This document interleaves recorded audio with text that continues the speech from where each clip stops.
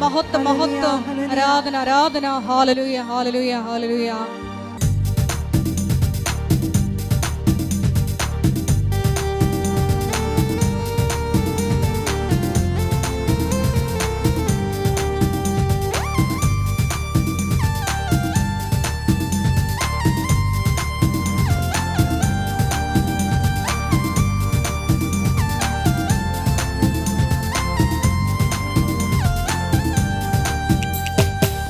ആരാധനയ്ക്കു യോഗ്യനെ നിന്നെ ഞങ്ങൾ ആരാധിച്ചിടുന്നിതാ. ആരാധനയ്ക്കു യോഗ്യനെ നിന്നെ ഞങ്ങൾ ആരാധിച്ചിടുന്നിതാ. ആഴിയുമൂഴിയും നിർമ്മിച്ച നാഥന് ആത്മാവിൽ ആരാധിക്കാം കർത്താവിനെ നിത്യം സ്തുതിച്ചിടും ഞാൻ. ആത്മാവിൽ ആരാധിക്കാം കർത്താവിനെ നിത്യം സ്തുതിച്ചിടും ഞാൻ. ആരാധനയ്ക്ക് യോഗ്യനെ നിന്നെ ഞങ്ങൾ ആരാധിച്ചിടുന്നിതാ. സ്തുതിച്ചു പ്രാർത്ഥിക്കാം. ഹല്ലേലൂയ ഹല്ലേലൂയ. യേശുവേ, ഒരിക്കൽ കൂടി കൃപാസനത്തിൽ നാളിതുവരെ അരിയനോട് എടുത്തു പോയിട്ടുള്ള എല്ലാ മക്കളെയും ആൾക്കാരയിൽ സമർപ്പിച്ച് പ്രാർത്ഥിക്കുന്നു. കൃപാസനത്തിന്റെ എല്ലാ ശുശ്രൂഷ മേഖലകളെ സമർപ്പിച്ച് പ്രാർത്ഥിക്കുന്നു. നിർമ്മാണ പ്രവർത്തനങ്ങളെ സമർപ്പിച്ച് പ്രാർത്ഥിക്കുന്നു. നമ്മൾ മുന്നോട്ട് വെച്ചിരിക്കുന്ന എല്ലാ പുതിയ പ്രേക്ഷിത മേഖലകളെയും ഈ ആൾക്കാരയിൽ സമർപ്പിച്ച് പ്രാർത്ഥിക്കുന്നു. ദൈവത്തിന്റെ മുദ്ര എല്ലാ മേഖലകളിലും ഉണ്ടാകുവാനും എത്രയും വേഗം എല്ലാം ഫലപ്രാപ്തിയിലേക്ക് നയിക്കണമേ എന്ന് പ്രാർത്ഥിക്കുന്നു. Hallelujah hallelujah. മഹത്വം മഹത്വം. എല്ലാ ദിവസവും 5:30 ചെറിയൊരു പ്രത്യക്ഷ പ്രാർത്ഥന, അതിൻ്റെ കൂടെ വരുന്ന അന്നത്തെ ആവശ്യത്തിന് വേണ്ടിയുള്ള നിയോഗ പ്രാർത്ഥന, അതിനു വേണ്ടിയുള്ളൊരു ഒരു വചനം, അതിൻ്റെ അന്നത്തെ എക്സ്പ്ലനേഷൻ തന്നിട്ട് നിങ്ങളെ ഞാൻ ആശീർവദിച്ചാണ് എല്ലാ ദിവസവും വിടുന്നത്. അപ്പോൾ അതുകൊണ്ട് തന്നെ 5:30 മണിയാകുമ്പോൾ തന്നെ ഇത് നോക്കിയിട്ട് അത് അപ്പം തന്നെ ഷെയർ ചെയ്യണം. ദൈവത്തിന് വേണ്ടി നിങ്ങൾ ചെയ്യണ ഒരു ദിവസത്തെ ആദ്യത്തെ പുണ്യപ്രവൃത്തി ഇത് കാണുന്നത്, അത് ഷെയർ ചെയ്യുന്നതുമായിരിക്കണം. അപ്പോൾ ദൈവത്തിൻ്റെ വഴിയാണ് മറ്റുള്ളവരെ കൂടി കർത്താവിലേക്ക് നിങ്ങൾ കൊണ്ടുവരുന്നതെന്ന് ദൈവത്തിന് തോന്നിയാൽ തീർച്ചയായിട്ടും ഉടമ്പടിയുടെ ഭാരങ്ങൾ കുറഞ്ഞ് അത് ലഘുവാക്കി തരും കർത്താവ്.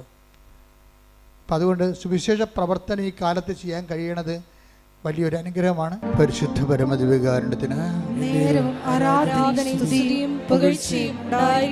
പരിശുദ്ധ പരമദിവ്യകാരുണ്യത്തിന് പരിശുദ്ധ പരമദിവ്യകാരുണ്യത്തിന് നിന്റെ പ്രിയപ്പെട്ടവരെ ഇപ്പോഴ് പ്രാർത്ഥിച്ചപ്പോഴ് ജസ്റ്റ് വചനം പ്രാർത്ഥിച്ച് ഓപ്പൺ ചെയ്തപ്പോൾ കിട്ടിയ സന്ദേശം സഖറിയായുടെ പുസ്തകമാണ്. സഖറിയ 8-ാം അധ്യായം 12-ാമത്തെ വാക്യം. സഖറിയ 8-ാം അധ്യായം 12-ാമത്തെ വാക്യമാണ് ഇപ്പോഴീശോ പ്രാർത്ഥനയെ സന്ദേശമായി നമുക്ക് നൽകുന്നതെന്ന് കരുതാം. വായിച്ചോളൂ. ഞാൻ സമാധാനം വിതയ്ക്കും, മുന്തിരി ഫലം നൽകും, നിലം വിളവ് നൽകും, ആകാശം മഞ്ഞു പൊഴിക്കും. ഈ ജനത്തിൽ അവശേഷിക്കുന്നവർ ഇതെല്ലാം അവകാശമാക്കാൻ ഞാൻ ഇടയാക്കും. ഇപ്പം നമ്മൾ ജസ്റ്റ് നിങ്ങൾ കണ്ടതാണ്. അച്ഛൻ ജസ്റ്റ് പ്രാർത്ഥിച്ച് വിശ്വാസപ്രമാണം ചൊല്ലി വചനം തുറന്നപ്പോൾ കർത്താവ് നൽകിയ സന്ദേശമാണ്. എന്താണിത്? സഖറിയയുടെ പുസ്തകത്തിൽ 12-ാം അധ്യായം 8-ാമത്തെ അധ്യായം 12-ാമത്തെ തിരുവചനം എന്താ പറയണത്? പറഞ്ഞ് ഞാൻ സമാധാനം വിതയ്ക്കും, മുന്തിരി ഫലം നൽകും, നിലം വിളവ് നൽകും, ആകാശം മഞ്ഞ് പൊഴിക്കും. ഈ ജനത്തിൽ അവശേഷിക്കുന്നവർ ഇതെല്ലാം അവകാശമാക്കാൻ ഞാൻ ഇടയാക്കും. അധ്വാനത്തിൻ്റെ മുന്തിരി ഫലം നൽകുമെന്ന് പറയുന്നത് നമ്മുടെ അധ്വാനത്തിന് ഫലം ലഭിക്കുമെന്നാണ്. പിന്നെന്താ അതിൻ്റെ അത് പറയണത്? മുന്തിരി ഫലം നൽകും, പിന്നെ നിലം വിളവ് നൽകും. അതും സെയിമാണ്. നമ്മൾ ഏത് മേഖലയാണ് ജീവിത സാധാരണ മാർഗമായിട്ട് ഉപയോഗിക്കുന്നത്, ആ മേഖലയിൽ നിന്ന് നിനക്ക് അഭിവൃദ്ധിയും അനുഗ്രഹവും ഉണ്ടാകുമെന്നാണ്. ഞാൻ സമാധാനം വിതക്കും, അതായത് നിനക്ക് സമാധാനം ലഭിക്കുകയും ചെയ്യാം. ഇപ്പോൾ ഭാവിയിൽ സംഭവിക്കാൻ പോകുന്ന കാര്യങ്ങളാണ് സൂചിപ്പിക്കുന്നത്. വിതക്കും, സമാധാനം വിതക്കും, മുന്തിരി ഫലം നൽകും, നിലം വിളവ് നൽകും. ഇങ്ങനെയൊക്കെ പറയുന്നതിന് നമ്മൾ ബൈബിളിൽ പറയണത് പ്രത്യാശ നിറച്ചു നൽകുന്നതിന് ബൈബിളിൽ പറയുന്ന വാക്ക് വാഗ്ദാനമെന്നാണ്. ദൈവത്തിൻ്റെ വാഗ്ദാനമാണത്. നിങ്ങൾക്കറിയാമല്ലോ, ഉടമ്പടിയുടെ ഒരു നിലനിൽപ്പ് തന്നെ അടിസ്ഥാനം ആശ്രയം എന്താണ്? ഉടമ്പടി എന്തിനാണ് ബേസ് ചെയ്യണത്? ഉടമ്പടി ബേസ് ചെയ്യണത് ദൈവത്തിൻ്റെ വാഗ്ദാനങ്ങളെയാണ്. അതെപ്പോഴും നമ്മൾ മനസ്സിലാക്കണം, ദൈവത്തിൻ്റെ വാഗ്ദാനങ്ങളെയാണ്. ദൈവം കുറേ വാഗ്ദാനങ്ങൾ തന്നിട്ടുണ്ട് മനുഷ്യന്. എനിക്ക് അതിനെക്കുറിച്ച് അറിവ് കിട്ടിയത് ഞാൻ പണ്ട് നിങ്ങളോട് പറഞ്ഞിട്ടുണ്ടത്. കോവിഡൊക്കെ വന്ന് നിങ്ങൾക്കൊക്കെ 8 ദിവസം കഴിയുമ്പോഴൊക്കെ കോവിഡ് മാറത്തില്ലേ? ഇപ്പോൾ എനിക്ക് 1 മാസം നിന്നായിരുന്നു. മെഡിക്കൽ ഉള്ള ആൾക്കാർക്ക് തന്നെ ഡൗട്ട് എന്താ, ഇതെന്താ ഈ 1 മാസത്തേക്ക് പോണത്? കാര്യം ഇതിൻ്റെ ഈ പതിര മുഴുവനും ബ്ലോക്കാകുകയല്ലേ, അപ്പോൾ ചിലപ്പോൾ ശ്വാസം കിട്ടത്തില്ല. പക്ഷേ അപ്പോൾ ഇങ്ങനെ 1 മാസത്തേക്ക് പോകുമ്പോൾ ഡൗട്ട്, അത് കാരണമാണ് ഈ പ്രയാസം കൊണ്ടത്. ഈ പ്രയാസ സമയത്താണ് കർത്താവ് വാഗ്ദാനങ്ങളെക്കുറിച്ച് എന്നോട് ആദ്യം സംസാരിച്ചത്. ഈ പ്രയാസ സമയത്ത് നൽകിയിട്ടുള്ള ബൈബിൾ നോട്ടുകളാണ്. ഞാനവിടെ അപ്പോൾ ഞാനൊരു കട്ടിലേൽ ഇങ്ങനെ ചുമക്കുന്ന കാരണം ഇങ്ങനെ നെഞ്ചൊക്കെ പൊക്കി കിടക്കുകയാണ്. അപ്പോൾ ഈ സമയത്ത് കയ്യിലൊരു കൈ കൊന്തയും അപ്പുറത്തെ ഇടത് വശത്ത് ബൈബിളും ഇരിപ്പുണ്ട്. അപ്പോൾ ഇങ്ങനെ ഈ കിടക്കണ സമയത്ത് കർത്താവ് കുറേ കാര്യങ്ങൾ പറയും. ആ ദൈവത്തിന് എപ്പോഴും നമ്മുടെ ഈ ക്ഷീണകാലങ്ങൾ, അതുപോലെ തന്നെ ക്ഷീണകാലങ്ങൾ, അതുപോലെ തന്നെ നമ്മളുടെ എന്തെങ്കിലും തരത്തിലുള്ള നമ്മളിങ്ങനെ ഒറ്റപ്പെട്ടു പോകുന്ന കാലങ്ങൾ, ചിലപ്പോൾ നിങ്ങളുടെ വീട്ടിലുള്ള ആൾക്കാരുടെ പ്രിയപ്പെട്ടവരുടെ വിയോഗമായിരിക്കാം, അല്ലെങ്കിൽ നിങ്ങളുടെ പ്രിയപ്പെട്ടവർ നിങ്ങളെ ഇത്രയും നാൾ വിശ്വസിച്ച ആൾക്കാർ നിങ്ങളെ തെറ്റിദ്ധരിക്കുകയും അവർ വേറെ ശത്രുപാളയത്തിലേക്ക് പോവുകയും ചെയ്യുമ്പോഴൊക്കെ നിങ്ങൾക്ക് ഒറ്റപ്പെടലുണ്ടാകും.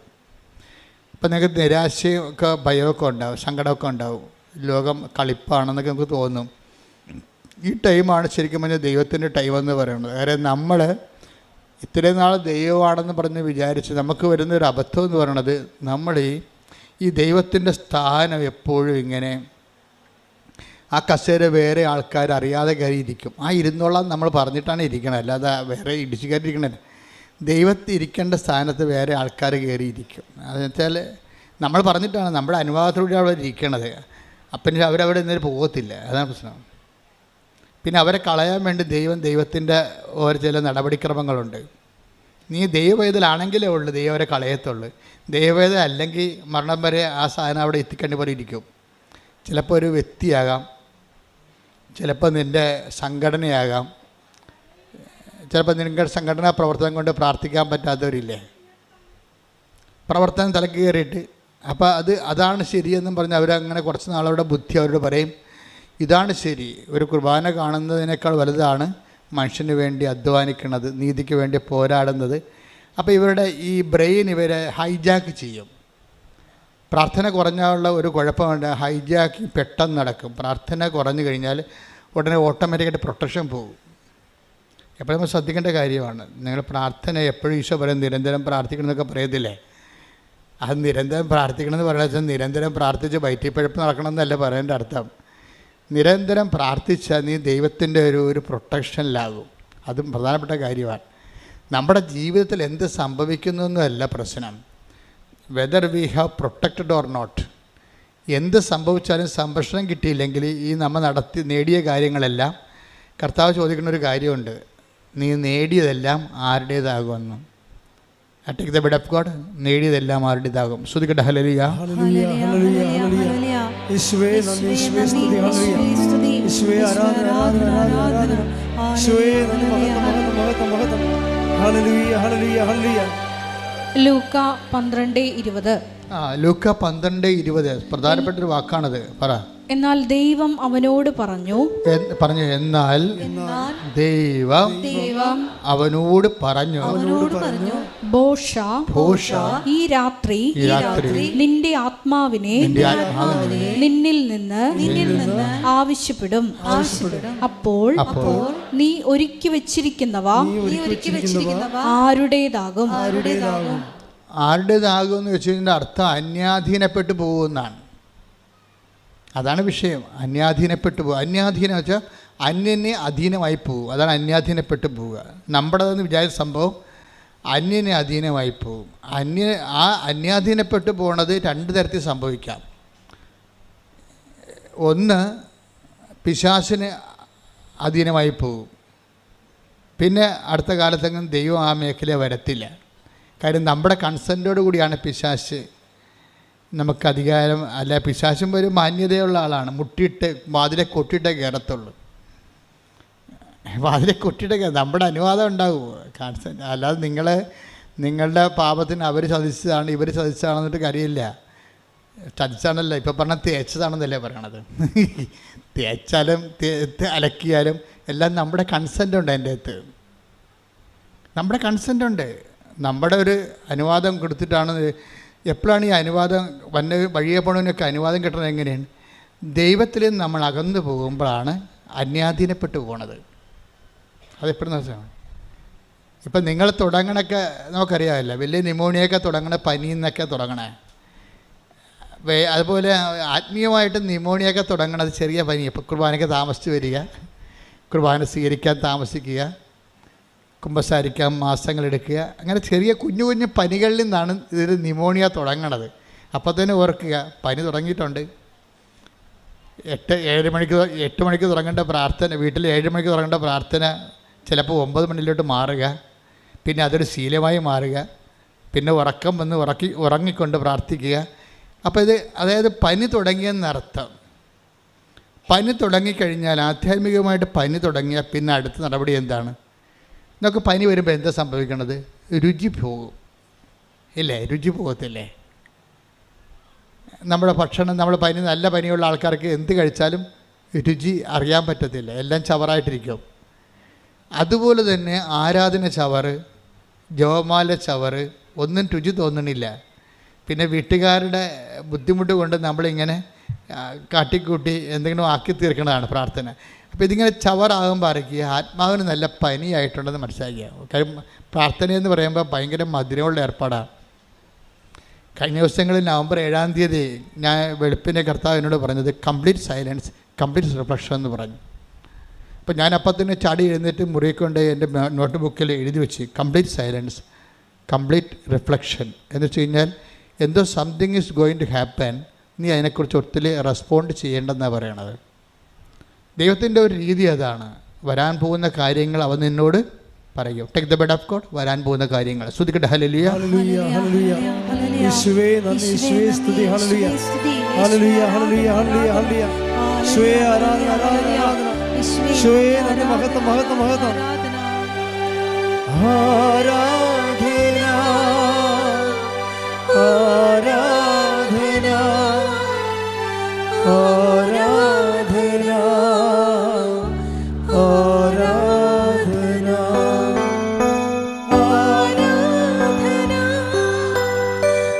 ആരാധന, ആരാധന,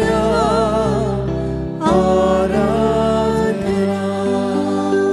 യോഹന്നാൻ 16:14. യോഹന്നാൻ 16:14. അവൻ സ്വമേധയാ ആയിരിക്കയില്ല സംസാരിക്കുന്നത്.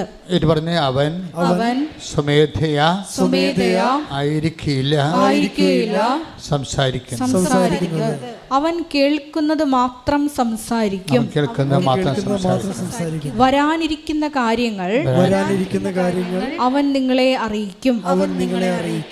അപ്പോൾ ഇത് അതായത് ഫ്യൂച്ചർ പ്രൊട്ടക്ഷൻ, വരാൻ പോകുന്ന കാര്യങ്ങളെക്കുറിച്ച് നമ്മൾക്ക് വാഗ്ദാനത്തിനുള്ള ഒരു ഗുണവതാണ്. നിനക്ക് വാഗ്ദാനം പ്രാപിക്കാൻ പോകുമ്പോൾ വാഗ്ദാനം നൽകിയാൽ വാഗ്ദാനങ്ങളെ സംരക്ഷിക്കുകയും ചെയ്യും. വരാൻ പോകുന്ന കാര്യങ്ങളെ ദൈവം സംരക്ഷിക്കുകയും ചെയ്യും. അപ്പോൾ ഇതുപോലെ തന്നെയാണ് വരാൻ പോകുന്ന കാര്യങ്ങളെക്കുറിച്ച് നിനക്കൊരു നോട്ട് തരും ദൈവം. കാരണം ഏറ്റവും നല്ലത് ഉടമ്പടി തന്നെയാണ്. ഇപ്പം ഞാൻ നിങ്ങളോട് പറഞ്ഞിട്ടില്ലേ 48 വർഷമായി ഞാൻ ശരിക്കും ഈ സഭയിൽ ചേർന്നിട്ട്. 38 കൊല്ലത്തെ പൗരോഹിത്യവും 10 കൊല്ലത്തെ ട്രെയിനിങ്ങും പൗരോഹിത്യം, അപ്പോൾ 48 കൊല്ലമായി. അപ്പോൾ എനിക്ക് 2 കൊല്ലം കൂടി ഞാൻ സഭയിൽ ചേർന്നിട്ട് സുവർണ ജൂബിലി ആവും, 50 കൊല്ലമാവും. ഈ 50 കൊല്ലം സഭയിൽ ജീവിക്കുമ്പോൾ നമുക്ക് മനസ്സിലാകുന്ന ഒരു കാര്യമുണ്ട്. എന്താ കാര്യം? അതായത് ദൈവം ഇങ്ങനെ ആൾക്കാരെ പ്രൊട്ടക്റ്റ് ചെയ്യും, സംരക്ഷിക്കും. വരാൻ പോകുന്ന കാര്യങ്ങളെക്കുറിച്ചൊക്കെ നോട്ട് തരും. പക്ഷേ ഈ 50 കൊല്ലം സഭയിൽ ജീവിക്കുമ്പോഴും എനിക്ക് മനസ്സിലായ ഒരു സത്യമെന്ന് പറഞ്ഞാൽ ഏറ്റവും കൂടുതൽ പ്രൊട്ടക്ഷൻ ലഭിക്കാൻ സാധ്യതയുള്ള സംവിധാനം ഉടമ്പടിയാണ്. അതാണ് എനിക്ക് മനസ്സിലായ സത്യം. 50 കൊല്ലമാണ് ഞാൻ സഭയിൽ ജീവിക്കണത്. 50 കൊല്ലത്തിനുള്ളിൽ ഇപ്പോൾ ഇന്ന് വരെ ജനങ്ങളെ ഞാനൊരു 20-21 ലക്ഷം ആൾക്കാരെ കൗൺസിൽ ചെയ്തിട്ടുണ്ട്. അതിനവസാനം നമ്മൾ ഇപ്പോഴാണെങ്കിൽ എന്താ ചെയ്യണമെന്ന് വെച്ച് കഴിഞ്ഞാൽ ഈ കൗൺസിലിങ്ങിലൂടെ വരുന്ന വിഷയങ്ങളെല്ലാം ഉടമ്പടിയിലൂടെ ഹോംവർക്ക് ചെയ്ത് പരിഹരിക്കാം. സാധാരണ അങ്ങനെ ചെയ്യണത്. പണ്ടങ്ങനെ അല്ലായിരുന്നു. ഒരാളുമായിട്ട് 1.5 മണിക്കൂർ 2 മണിക്കൂർ ഇരിക്കണം. കണാഗുണ പറഞ്ഞുകൊണ്ടിരുന്ന അവരുടെ സമയം വേസ്റ്റ്, നമ്മുടെ സമയം വേസ്റ്റ്. അത് പണ്ടിങ്ങനെ എൻ്റെ അടുത്ത് 10 മിനിറ്റ് 20 മിനിറ്റ് തൊട്ട് 2 മണിക്കൂർ വരെ ഞാൻ ആൾക്കാരോട് ഇരുന്നിട്ടുണ്ട്. അവസാനം ഞാൻ കൗൺസിലിംഗ് എന്ന് പറയുന്ന സംഭവം തന്നെ വെറുത്ത്. എന്താ കാര്യം? ഈ ഇരിപ്പെല്ലാം ഇരുന്ന് ഈ ആളിന് വേണ്ടി നമ്മുടെ ഇത്രയും പ്രഷ്യസ് ആയിട്ടുള്ള ടൈം വേസ്റ്റ് ചെയ്തിട്ട് അവർ വളർന്നോ ഇല്ലയോ, അവർക്ക് വീണ്ടും പ്രശ്നം ഉണ്ടാകുമ്പോൾ പിന്നെ ഓടി നമ്മുടെ അടുത്ത് വരും. അപ്പോൾ ഒരാളൊക്കെ പണ്ട് ഒരു മാസം 5 പ്രാവശ്യമൊക്കെ എന്നെ കാണുമായിരുന്നു. കാര്യം എന്താണ്? അതിങ്ങനെ തുറന്നിട്ടിരിക്കണ കാര്യമായതുകൊണ്ട് ആർക്കും വന്ന് ഇടിച്ചു തല്ലി കൈക്കൊള്ളാൻ കാര്യക്കാരനായിട്ട് വന്ന് തൻ്റെ ഇടം ഉള്ളവനൊക്കെ വന്ന് കണ്ടുവച്ച് പോകും. അല്ലാത്തവന് കാണത്തില്ല. സ്വാധീനമില്ലാത്തവർ അറിയാത്തവരൊക്കെ പുറകിപ്പല്ലേ. ഇപ്പോൾ അങ്ങനെ പറ്റത്തില്ല. ഇപ്പോൾ എന്താണ്? കൗൺസിലിങ്ങിലൂടെ പറയാവുന്ന എല്ലാ കാര്യങ്ങളും തന്നെ ഉടമ്പടിയിലൂടെ പരിഹരിക്കും നമ്മൾ. ആ ക്ലാപ്പ് എന്ന് പറയുന്ന സംഭവം ഇടിപെട്ട് സംഭവമാണ്. എന്താണ്? Christian life assessment paper. എല്ലാ കാര്യങ്ങളുടെയും കൗൺസിലിങ്ങിൻ്റെ എല്ലാത്തിനും അടിസ്ഥാനം എന്താണ്? ക്രിസ്തുവിനെ നീ അറിയുക എന്നുള്ളതാണ് സംഭവം. എല്ലാം പരിഹരിക്കണം. എന്താണ്? He is the wonderful councillor. അവൻ വിസ്മയവഹനായ ഉപദേഷ്ടാവ്. Take the word of God. അവൻ വിസ്മയവഹനായ ഉപദേഷ്ടാവ്. ശ്രുതികട ഹല്ലേലൂയ.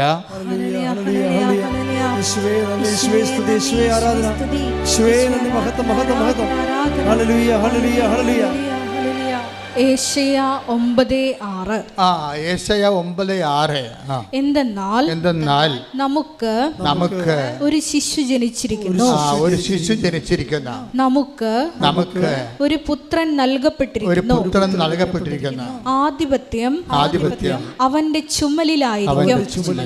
വിസ്മയനായ ഉപദേഷ്ടാവ്, ശക്തനായ ദൈവം, നിത്യനായ പിതാവ്, സമാധാനത്തിന്റെ രാജാവ് എന്ന് അവൻ വിളിക്കപ്പെടും.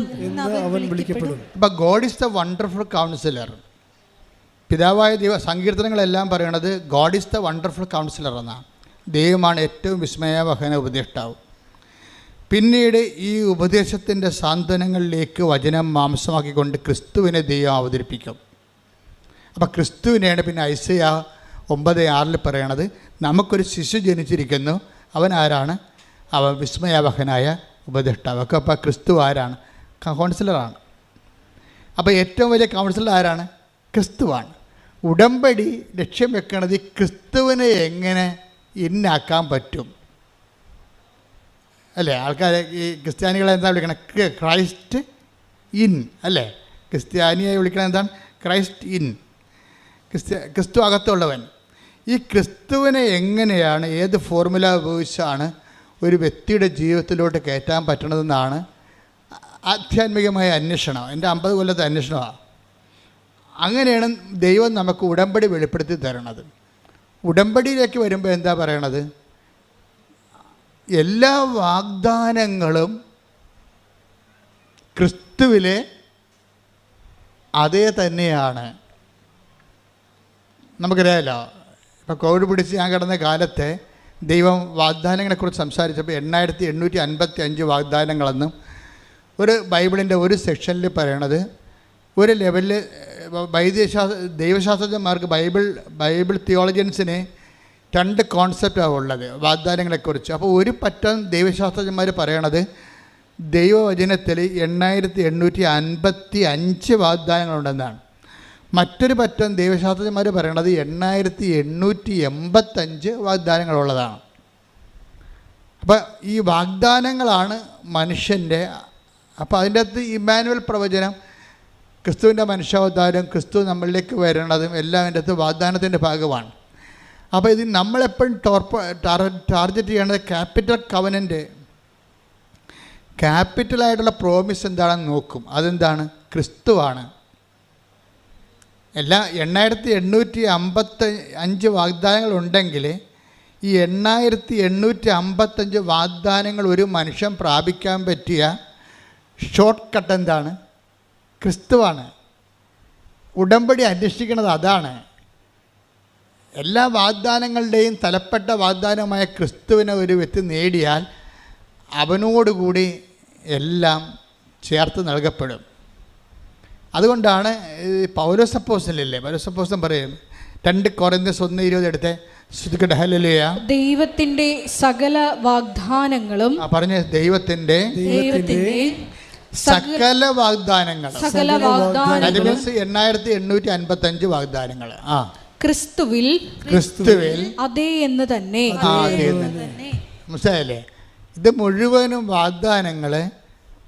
നമ്മൾ ഓരോരോ വാഗ്ദാനങ്ങൾ, ഇപ്പോൾ പച്ചമുളക് മേടിക്കാൻ വേണ്ടി ഒരു ചേടത്തിയിടുക, അവിടെ ചേനയും പച്ചമുളകുമായിട്ടൊരു ചേടത്തി ചന്തയിരിപ്പുണ്ട് ഇല്ലേ? അവിടെ അപ്പോൾ ചേനയും അല്ലെ പുള്ളിക്കച്ചവടം, ചില വണ്ടി തള്ളിക്കൊണ്ട് പോകണം കണ്ടിട്ടില്ലേ?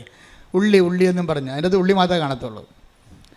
ഞാൻ തന്നെ ഓർക്കുന്നത് എങ്ങനെ ജീവിക്കുമെന്ന് ഈ ഉള്ളി, വെളുത്തുള്ളി എന്നും പറഞ്ഞുകൊണ്ട് ഒരു വണ്ടി ഞാൻ ചേർത്തലൊക്കെ ഉണ്ടായിരുന്നു. അപ്പോൾ ഒരു 10-20 കിലോ വെളുത്തുള്ളി കിടപ്പുണ്ട്. അപ്പോൾ നമ്മൾ രാവിലെ ചെല്ലുമ്പോൾ വെളുത്തുള്ളി ആൾക്കാർ മേടിക്കുക. ഇങ്ങനെ ഇത്രയും വെളുത്തുള്ളി ആൾക്കാർക്ക് എന്തിനാണ്? പക്ഷേ വൈകുന്നേരം വരുമ്പോൾ വെളുത്തുള്ളി ഒന്നും കാണത്തില്ല. ആൾക്കാർ അച്ചാറിടാൻ മേടിച്ചുകൊണ്ട് പോയി, അതാ സംഭവം. അപ്പോൾ പക്ഷേ ഇങ്ങനെ വെളുത്തുള്ളിക്ക് ഒരു കടയിൽ പോയി, പച്ചമുളകിന് വേറെ കടയിൽ പോയി, അരിക്ക് വേറെ കടയിൽ പോയി. അപ്പോൾ ഓരോ വാഗ്ദാനങ്ങൾക്കും ഓരോ മാർഗത്തിലല്ല. അതുകൊണ്ടാണ് ബൈബിൾ പറയണത് ഈ 8855 വാഗ്ദാനങ്ങൾ നിങ്ങൾക്ക് കിട്ടാൻ വേണ്ടി ഒരു മാർഗമുണ്ട്. എന്താണ്? എല്ലാ വാഗ്ദാനങ്ങളും പറഞ്ഞേ, എല്ലാ വാഗ്ദാനങ്ങളും ക്രിസ്തുവില് അതേ തന്നെയാണ്. അപ്പോൾ അവിടെ നോയില്ല, യേസ് മാത്രമേ ഉള്ളൂ. Every promise is yes in Jesus. അപ്പോൾ നമ്മളെന്ത് ബുദ്ധിയുള്ളവർ എന്ത് ചെയ്യും? ബുദ്ധിയുള്ളവർ മാതാവിനോട് പറയും, അമ്മ ക്രിസ്തുവിനെയാണ് സ്വീകരിച്ചത്, ഞങ്ങൾക്കും ക്രിസ്തുവിനെയാണ് തരേണ്ടത്. പറഞ്ഞേ, അമ്മ ക്രിസ്തുവിനെയാണ് വിശ്വാസം കൊണ്ട് സ്വീകരിച്ചത്, ഞങ്ങൾക്കും എല്ലാ വാഗ്ദാനങ്ങളും അതേന്ന് പറയുന്ന ക്രിസ്തുവിനെ ഉടമ്പടി പ്രകാരം ഞങ്ങളുടെ ജീവിതത്തിലേക്ക് അങ്ങ് നൽകണമേ. അപ്പോൾ അതിന് നമ്മൾ എല്ലാ വാഗ്ദാനങ്ങളും, ഇപ്പോൾ 2 കൊരിന്ത്യർ 1:20 എല്ലാ വാഗ്ദാനങ്ങളും ക്രിസ്തുവിൽ അതേയാണെങ്കിൽ നമുക്ക് ഷോർട്ട് കട്ട് എന്താണ്? ക്രിസ്തുവിനെ മേടിക്കുക എന്നുള്ളതാണ് അല്ലേ? ഒരു മാർജിൻ ഫ്രീയിൽ പോയി കഴിഞ്ഞാൽ അല്ലെങ്കിൽ മെഗാ സ്റ്റോറിൽ പോയി കഴിഞ്ഞാൽ മിക്കവാറും ഓൾമോസ്റ്റ് എല്ലാത്തിനും നമ്മൾ ലോകം മുഴുവൻ കറങ്ങി നടക്കേണ്ട കാര്യമില്ല, അവിടെ തന്നെ ഉണ്ടാവും. സൂപ്പർ മാർക്കറ്റിൻ്റെയൊക്കെ പ്രത്യേകത അതാണ്. അതായത് എല്ലാ വിഷയവും അതിൻ്റെ തന്നെ സിംഗിൾ റൂഫിലാണ് വരണത്. അപ്പോൾ ദൈവത്തിൻ്റെ എല്ലാ വാഗ്ദാനങ്ങളും ക്രിസ്തുവിൽ അതേ എന്നാണ്. നിങ്ങൾ ക്രിസ്തുവിനെയാണ് അമ്മയൊടുക്കിയതെന്ന് ഉടമ്പടി പ്രകാരം ചോദിക്കുകയാണെങ്കിൽ കാര്യം കുറച്ച് എളുപ്പമാകും. പിടിയിടിയാ, നിങ്ങളത് ശ്രദ്ധിക്കണം.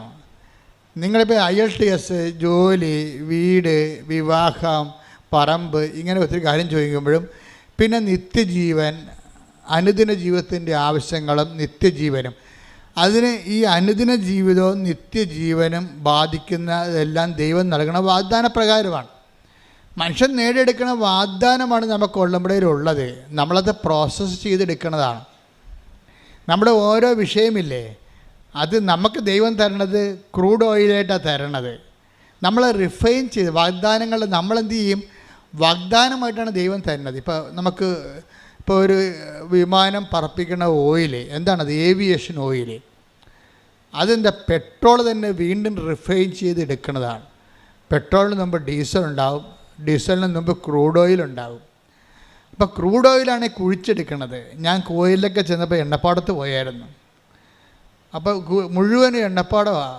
എല്ലായിടത്തും ഇങ്ങനെ ഡിഗ് ചെയ്യണ, എണ്ണ ഡിഗ് ചെയ്യുന്ന മെഷീൻ വെച്ചിട്ടുണ്ട്.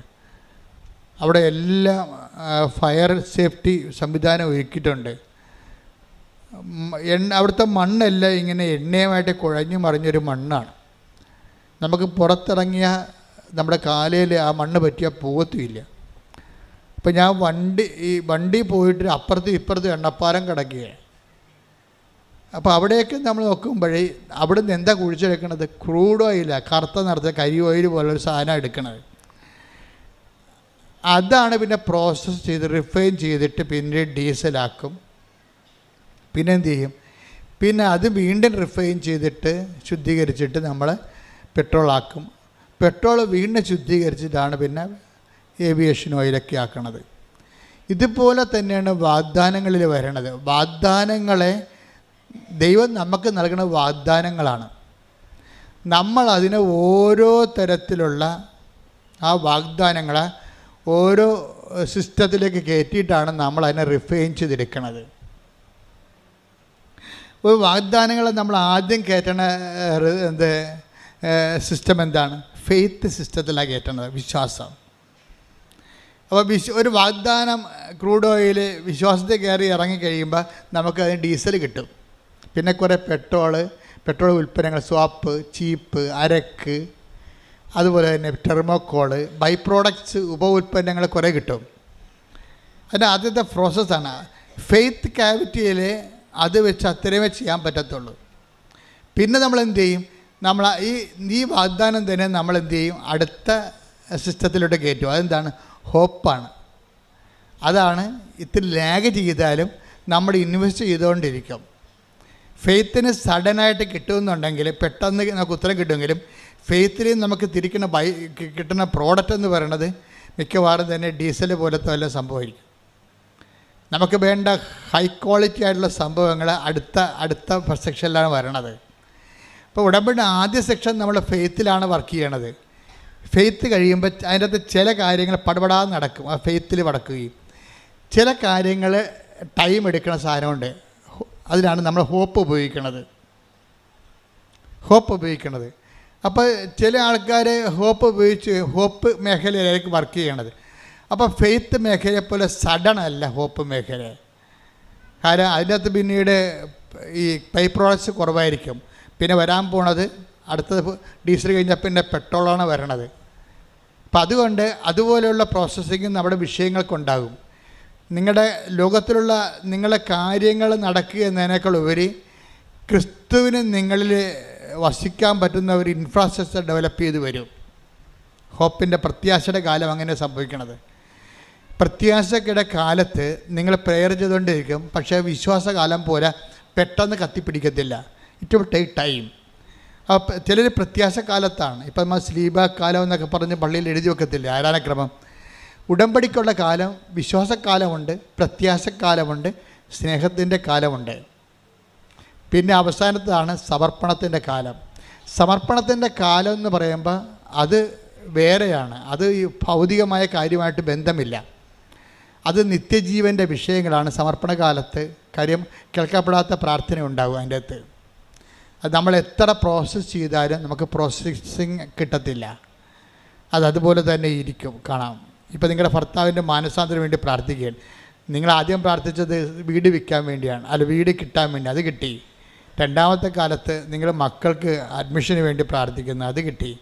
അപ്പം നിങ്ങളിങ്ങനെ ഓരോ കാര്യം പറ്റി പ്രാർത്ഥിക്കുമ്പോൾ നിങ്ങൾ ഓർക്കും, ഞങ്ങളിങ്ങനെ ഈ ഉടമ്പടി എന്ന് പറയണത് ഇങ്ങനെ കഴിഞ്ഞ ദിവസങ്ങൾ ദീപക് എന്ന് പറഞ്ഞൊരു മനുഷ്യൻ സാക്ഷ്യം പറഞ്ഞു. ദീപക് നമ്മുടെ ചെത്തിപ്പുഴ ചങ്ങനാശ്ശേരി എന്ന്. ദീപകിൻ്റെ സാക്ഷ്യം ഞാൻ വളരെ ശ്രദ്ധിച്ച സാക്ഷ്യമാണ്. ദീപക് ഇവിടെ വന്നിട്ട് ഉടമ്പടി എടുത്തില്ല ആദ്യം. അപ്പോൾ ദീപക് അതിന് പറഞ്ഞ ന്യായം എന്ന് പറയുന്നത് ഇങ്ങനെ പല്ലുവേദനയ്ക്കും തലവേദനയ്ക്കൊക്കെയാണ് ഉടമ്പടി എടുക്കുന്നത്. അങ്ങനെ എടുക്കുന്ന ഒരു പ്രാർത്ഥന എനിക്ക് ആവശ്യമില്ലെന്നാണ് ദീപക് പറഞ്ഞത്. ദീപക് ഉടമ്പടി എടുക്കാൻ പോയി. ദീപക് ഉടമ്പടി എടുക്കാൻ പോകുന്നതിന് കാരണങ്ങളുണ്ട്. അയാൾ പറയണത്, എനിക്ക് ആവശ്യത്തിന് ഡിഗ്രി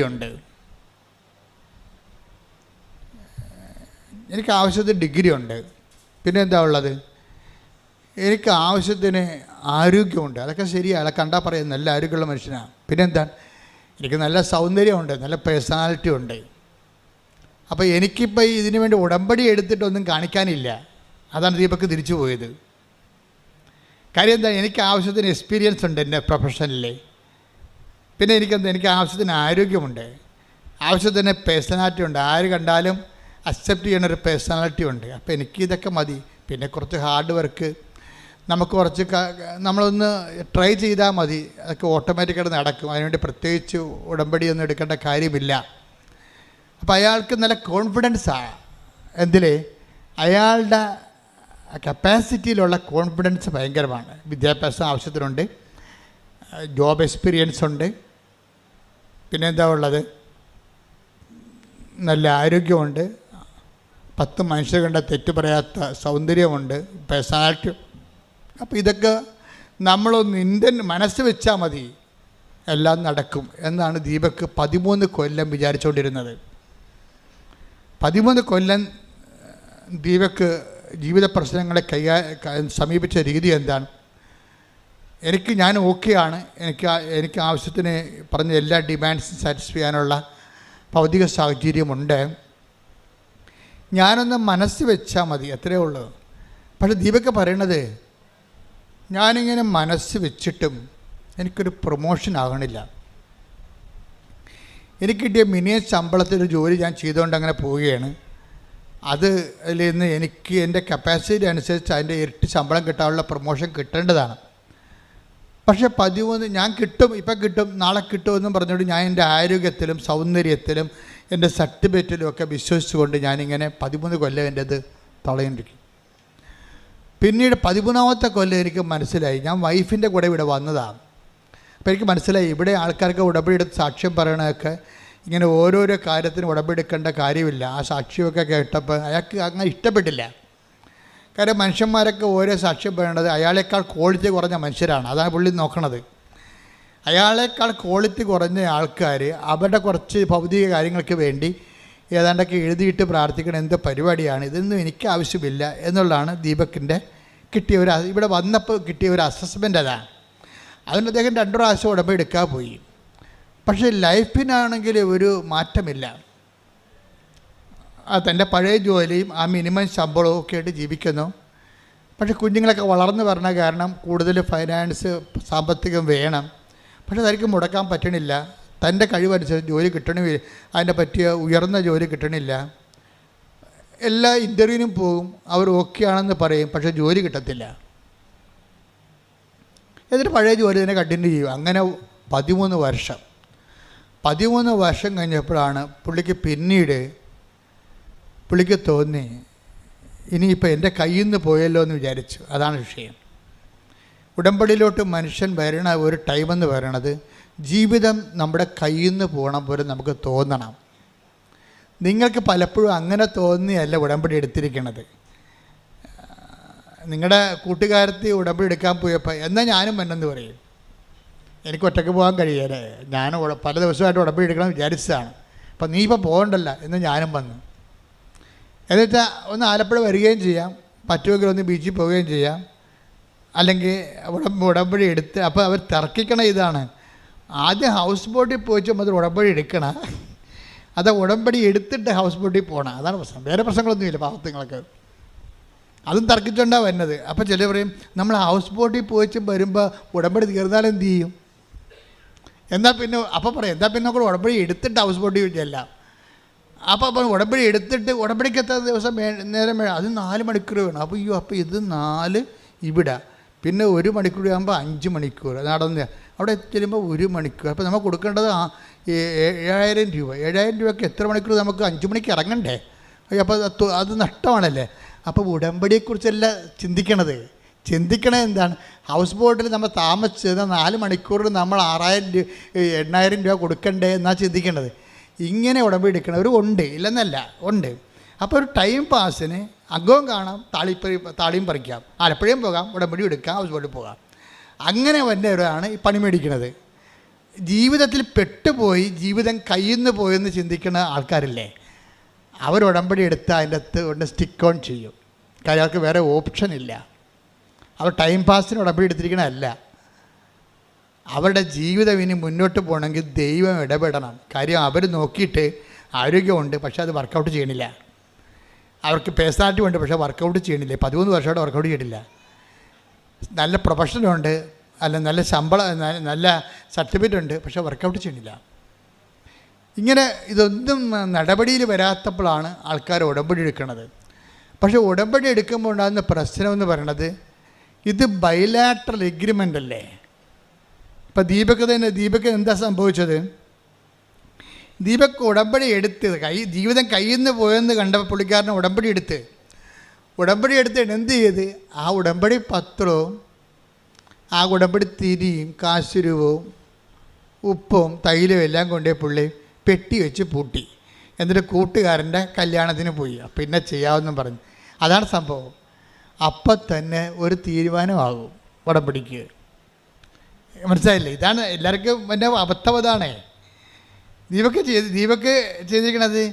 ഇത് അപ്പോഴതിൻ്റെ അർത്ഥം വെച്ച് കഴിഞ്ഞാൽ ഇത് വർക്കൗട്ട് ചെയ്യുമായിരിക്കും, ചെയ്താൽ കൊള്ളാം, എന്നാൽ വരട്ടെ, നമുക്ക് എല്ലാം ഒന്ന് സെറ്റ് ചെയ്തിട്ട് പതുക്കെ തുടങ്ങാം എന്നൊക്കെ പറഞ്ഞുകൊണ്ട് നമ്മളീ പതുക്കെ തുടങ്ങാമെന്ന് വെച്ച് കഴിഞ്ഞാൽ ഉടമ്പടിയിൽ ദൈവത്തിൻ്റെ ഒരു കാര്യവും പതുക്കെ നടക്കത്തില്ല.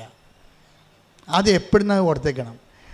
ഒന്നാമത് മരിയ സ്പിരിച്വാലിറ്റി എന്ന് പറയണത് ദൈവവചനം കേട്ടാൽ അപ്പം തന്നെ സാംസൺ എന്താ ചെയ്യുക? ഫിലിസ്ത്യന്മാരുടെ പാളയത്തിലേക്ക് കുറുക്കന്മാരെ എടുത്തിട്ട് 100 കുറുക്കന്മാരെ എടുത്തിട്ട് കുറുക്കന്മാരുടെ വാലയിൽ പഴന്തുണി കെട്ടിയിട്ട് എണ്ണ ഒഴിച്ചത്. എന്നിട്ട് കുറുക്കന്മാരുടെ വാലയിൽ 100 കുറുക്കന്മാരുടെ വാലിൽ പഴന്തുണി ചുറ്റിയിട്ട് എണ്ണ ഒഴിച്ചിട്ട് അത് കത്തിച്ച്.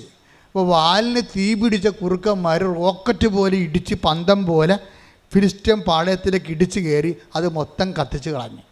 അതാണ് ഉടമ്പടിയുടെ സ്പീഡ് എന്ന് പറയണത്. ദൈവസ്നേഹം കൊണ്ട് വാലിൽ തീ പിടിക്കണം. അല്ല നനഞ്ഞിരുന്ന ഇത് കൂട്ടുകാരുടെ കല്യാണം കഴിയട്ടെ, അത് കഴിയുമ്പോൾ മകനെയും കൊണ്ട് അഡ്മിഷന് പോകണം, അതും കഴിയട്ടെ, എല്ലാം കഴിഞ്ഞിട്ട് നമുക്ക് ഉടമ്പടിയിലേക്ക് വരാമെന്ന് പറഞ്ഞാൽ ഇത് നിങ്ങൾ വരുമായിരിക്കും, പക്ഷേ ഉടമ്പടി വർക്കൗട്ട് ചെയ്യത്തില്ല. കാര്യം ഉടമ്പടിയുടെ പ്രശ്നം ആൻഡ് ഇമ്മീഡിയറ്റ്ലി എന്നാണ് ബൈബിൾ എപ്പോഴും നിൽക്കണം. മാർക്കോസിൻ്റെ ഒക്കെ സുവിശേഷം നിൽക്കുമ്പോൾ അതിനൊരു മിനിമം സ്പീഡുണ്ട്. ഈശോയുടെ എല്ലാ ആക്ഷനും ഒരു അമ്മയുടെയും ഈശോൻ്റെ ആക്ഷൻ എല്ലാം. ഇപ്പം അമ്മ തന്നെ തിടുക്കത്തിൽ പോയി എലിസബത്തിനെ കാണാൻ പറഞ്ഞപ്പോൾ എന്താ ഒന്ന് take the word of God, ശ്രുതികട ഹല്ലേലൂയ.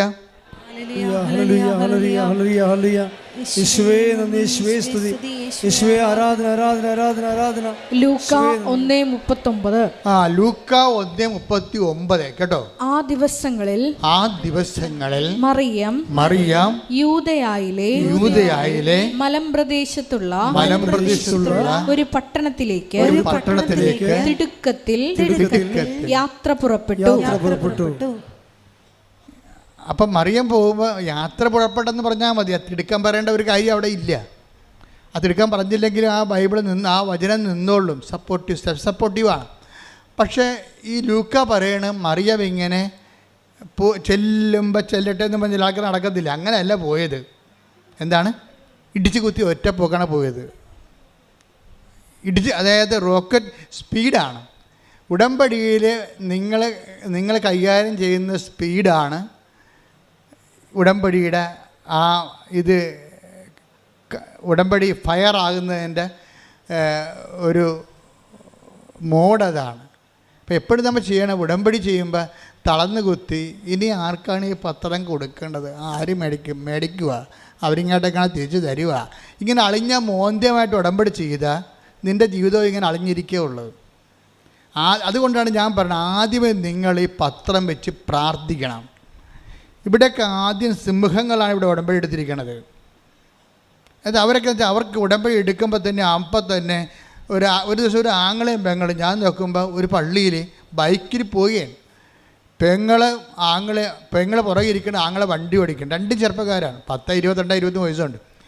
ഇതുങ്ങൾ എന്താ ചെയ്യണമെന്ന് നോക്കുമ്പോൾ പള്ളി കൊണ്ടുവന്ന് ബൈക്ക് ഇറങ്ങി വെച്ചും പടപടാന്ന് പള്ളി പിരിയണ സമയത്ത് തന്നെ എല്ലാവർക്കും പ്രാർത്ഥിച്ച്, അമ്മയുടെ പത്രമാണ്, നിങ്ങളുടെ ജീവിതം മാറി മറിക്കും, നിങ്ങളത് വായിക്കണം, മറ്റവർക്ക് വായിച്ചതിന് ശേഷം കൊടുക്കണം എന്നൊക്കെ പറഞ്ഞ് പടപട കൊടുത്തിട്ട് അവരപ്പത്തേന് അടുത്ത വണ്ടി 5 മിനിറ്റ് 10 മിനിറ്റ് കൊണ്ട് അവർ ആ മിഷൻ കറക്റ്റ് ചെയ്തിട്ടും അടുത്ത പള്ളി ആ പള്ളി എപ്പോഴാണ് പിരിയുമെന്ന് അവർക്ക് അറിയത്തില്ല.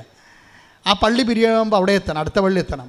അപ്പോൾ ഇങ്ങനെ ഈ വാലിൽ തീ പിടിച്ച കുറുക്കന്മാരെ പോലെ ഈ സാധനം ചെയ്യണത്. അപ്പം അങ്ങനെ വരുമ്പോൾ അതായത് ഉടമ്പടി വരുമ്പോൾ ഉടമ്പടിയുടെ എല്ലാ കാര്യവും അങ്ങനെയാണ്. ആ രോഗിനെ കാണണം, അച്ഛൻ പറഞ്ഞിട്ടുണ്ട്, രോഗിനെ കാണണമെന്ന് പറഞ്ഞിട്ടുണ്ട്. എവിടെ ഇപ്പോൾ രോഗികൾ വല്ലയിടത്തും ഉണ്ടായി, ഇന്ത്യയിൽ രോഗി വല്ലയിടത്തും ഉണ്ടാകുന്നു, ഇന്ത്യയിലെ രോഗികൾ വല്ലയിടത്തും ഉണ്ടാകുന്നു. എവിടെയാണ് കൊച്ചമ്മ ചേച്ചി വല്യമ്മ ആശുപത്രി പോയിട്ട് വന്നാ, അമ്മ എന്താണ് വല്യമ്മ ആശുപത്രിയിലായിരുന്നില്ല വന്നാ, എന്നിട്ട് ഇവർക്ക് ആശുപത്രി പോകാൻ കഴിയില്ല, വീട്ടിലാകുമ്പോൾ പോയാൽ മതിയല്ല. അപ്പോൾ ഇങ്ങനെ ഉഡായിപ്പ് കാണിച്ചാൽ ഉടമ്പടിയിൽ സംഗതി കുഴപ്പമാകും. ഉടമ്പടി ആയാൽ നിങ്ങൾ എന്ത് ചെയ്തു എന്നല്ല ചോദിക്കണത്, നിങ്ങളത് എന്ത് സ്പിരിറ്റിൽ ചെയ്തു എന്നാണ് ചോദിക്കണത്, എന്ത് അരൂപിലാണ് ചെയ്തത്. ഇനി പ്രത്യാശക്കാലമാകുമ്പോൾ വിശ്വാസത്തിൻ്റെ കാലത്തിന് കുഴപ്പമില്ല, ദൈവം പടപടാന്ന് ഇൻസെൻറ്റീവ് ചെയ്യും. വിശ്വാസത്തിൻ്റെ കാലത്തിൻ്റെ ഗുണമെന്ന് പറയണത് പടപടാന്ന് കുറേ അനുഗ്രഹം കിട്ടും, എന്നിട്ട് പടേന്ന് നിൽക്കും, സ്വിച്ചിട്ട പോലെ നിൽക്കും. നമ്മുടെ ഇപ്പോഴത്തെ മഴ പോലെ, ഇപ്പോഴത്തെ മഴ പോലെ സ്വിച്ചിട്ട പോലെ നിൽക്കും. വരും ഇങ്ങനെ ഉരുടുമെന്നും പറഞ്ഞ് വരും, സ്വിച്ചിട്ട പോലെ സഡൻ ബ്രേക്ക് ആകും. ഉടമ്പടി ആദ്യത്തെ 3-4 ആഴ്ചകളെ ഇടിവിട്ട് പോലെ പടപടാന്ന് ഇങ്ങനെ കവളാസ് പൊട്ടണ പോലെ പൊട്ടും, പിന്നെ ഒറ്റ നിപ്പാണ്, പിന്നെ അനങ്ങത്തിൽ ഈ സംഭവം. എന്താണ്? വിശ്വാസകാലം കഴിഞ്ഞു, ഇനി പ്രത്യാശക്കാലമാണ്. ഈ പ്രത്യാശക്കാലത്ത് പറയുമ്പോൾ ദൈവം ആ സമയത്ത് വാച്ച് ചെയ്യണത് നിന്നെ വാച്ച് ചെയ്തുകൊണ്ടിരിക്കും. ഈ പ്രത്യാശക്കാലത്ത് നീ എന്ത് ചെയ്ത്? മിക്കവാറും ദൈവാനുഗ്രഹം കൊണ്ടൊരു 60% ആൾക്കാരും കിടന്ന് ഉറക്കമായിരിക്കും പ്രത്യാശക്കാലത്ത്. അപ്പോൾ അതൊക്കെ ചെയ്തതാണ്, എല്ലാ കാര്യവും അച്ഛൻ പറഞ്ഞ പോലെയൊക്കെ ചെയ്ത്, അവിടെ കാണിസന്മാർ പറഞ്ഞ പോലെയൊക്കെ എല്ലാം ചെയ്തായിരുന്നു, പക്ഷെ കാര്യമൊന്നും നടക്കുന്നില്ല. അപ്പോൾ അവർക്ക് തളർന്നവർ, മനസ്സിടിഞ്ഞവർ, അതിൽ മിക്കവാറും തളച്ച് ഉറങ്ങി. ഈ ടൈമിന് ദൈവം സെസ് ഏർപ്പെടുത്തിയിട്ടുണ്ട്. എന്ന് വെച്ചാൽ ഒരുമാതിരിപ്പെട്ട അലപലാദികളെല്ലാം ഉടമ്പടിയിൽ നിന്ന് മാറ്റും. കാര്യം ഉടമ്പടി ദൈവമായിട്ടുള്ള ഏർപ്പാടല്ലേ, അത് ബയലാട്ടർ എഗ്രിമെൻ്റ് അല്ലേ. അപ്പം നീ ഉടമ്പടിക്ക് യോഗ്യമല്ലെന്ന് കണ്ടു കഴിഞ്ഞാൽ പിന്നീട് നിങ്ങൾക്ക് ഉടമ്പടി കണ്ടിന്യൂ ചെയ്യാൻ പറ്റാത്ത രീതിയിലേക്ക് മാറ്റും. പക്ഷേ ചില വിദ്വാന്മാർക്ക് കാര്യങ്ങളറിയാം, അവിടെ പഴയകാല ഹിസ്റ്ററിയും ഫയലുമൊക്കെ ദൈവത്തിൻ്റെ അടുത്തുണ്ട്. ഇപ്പം ഇത്രയും മാന്യം കാണിച്ചാൽ ഇവിടെ തിരിച്ചു വരുമെന്ന് ദൈവത്തിന് അറിയാം. കഴിഞ്ഞ കാല ചരിത്രം അതാണ്. അതുകൊണ്ട് ദൈവം ഒരു ചെറിയൊരു അനുഗ്രഹമൊക്കെ ഭിന്നിച്ച് കാണിച്ചിട്ട് അവൾ ഒന്നൊരു ഇൻസെൻറ്റീവ് കൊടുത്തിട്ട്, കാരണം ദൈവം നിങ്ങൾ ഉടമ്പടി തുടരാൻ ദൈവം ആഗ്രഹിക്കുന്നുണ്ട്. അതെന്താ പ്രശ്നം വെച്ച് കഴിഞ്ഞാൽ ഉടമ്പടി ഒരു ജീവിത രീതിയാണ്. അത് പറമ്പ് വിൽക്കാനും ജപ്റ്റ് മാറാനും വേണ്ടിയുള്ള തൽക്കാലത്തേക്കുള്ള സൂത്രപ്പണിയല്ലത്. അപ്പം അങ്ങനെ അതാണ്. അത് കഴിയുമ്പോൾ ഇത് നിർത്താമെന്നൊക്കെ പറഞ്ഞ് ഉടമ്പടിയിൽ ആ രീതിയിൽ ഉടമ്പടിയെ കാണുന്ന ആൾക്കാരെ കുറച്ച് കഴിയുമ്പോൾ ദൈവം വകഞ്ഞു മാറ്റും, ആ മേഖലയിൽ നിന്ന് മാറ്റും. എന്നിട്ട് ദൈവം നിലനിർത്തും, ബാക്കിയുള്ള 40% നിലനിർത്തും. ഈ 40%-ത്തെക്കുറിച്ചാണ് സക്കറിയ ഇന്ന് പറയണത്. സക്കറിയ ഞാൻ കണ്ടില്ലേ, ഞാൻ കണ്ണും പൂട്ടി വചനം എടുത്തപ്പോൾ എന്താ പറയണത്? അവശേഷിക്കുന്നവർ അവകാശം, take the word of God, സക്കറിയ 8:12. സക്കറിയ 8:12 എന്താ? ഞാൻ സമാധാനം വിതയ്ക്കും. ഞാൻ സമാധാനം വിതയ്ക്കും. മുന്തിരി ഫലം നൽകും. മുന്തിരി ഫലം നൽകും. നിലം വിളവ് നൽകും. നിലം വിളവ് നൽകും. ആകാശം മഞ്ഞു പൊഴിക്കും. ആകാശം മഞ്ഞു പൊഴിക്കും. ഈ ജനത്തിൽ അവശേഷിക്കുന്നവർ ഇതെല്ലാം അവകാശമാക്കാൻ ഞാൻ ഇടയാക്കും. അതാ വിഷയം. അവശേഷിക്കുന്നവരാണ് അവകാശം പ്രാപിക്കുന്നത്, അല്ലാതെ ആരംഭശൂരത്വം കാണിക്കുന്നവരല്ല. ഈ ആരംഭശൂരത്വക്കാരെ കർത്താവിന് നല്ലവണ്ണം അറിയാം. അതുകൊണ്ട് തന്നെ അനുഗ്രഹം ആദ്യത്തെ ഒരു സെക്ഷൻ കഴിഞ്ഞിട്ട് സ്വിച്ചിട്ട പോലെ അനുഗ്രഹം നിൽക്കും. പ്രത്യാശയുടെ സമയത്തേക്ക് ചെല്ലുമ്പോൾ ഇത് ലാഗ് ചെയ്യും. എന്നിട്ട് 60% പേര് പിരിഞ്ഞു പോരും. പിരിഞ്ഞു പോണതല്ല, പിന്നീട് ഒരിക്കലും ആലപ്പുഴ വരത്തില്ല. അതാണ് സംഭവം. അത് ഇവിടെ ഈ ഉടമ്പടിക്ക് മാത്രമുള്ളതല്ല, ദൈവമായിട്ട് ബന്ധമുള്ള എല്ലാ വിഷയവും അങ്ങനെയാണ്. ആദ്യം കുറച്ച് ഇൻസെൻറ്റീവ് കാണിക്കും, അപ്പോൾ കുറേ ആൾക്കാർ വെക്കാനായാലും വെള്ളം വീഞ്ഞാക്കും. അതുപോലെ തന്നെ കടനിമിത്തം നടക്കും. അതുപോലെ തന്നെ മത്സ്യങ്ങൾ വർദ്ധിപ്പിക്കും. അങ്ങനെ കുറേ അത്ഭുതങ്ങൾ നടന്നു കഴിയുമ്പോൾ ഒത്തിരി പേര് കർത്താവിലേക്ക് വരും.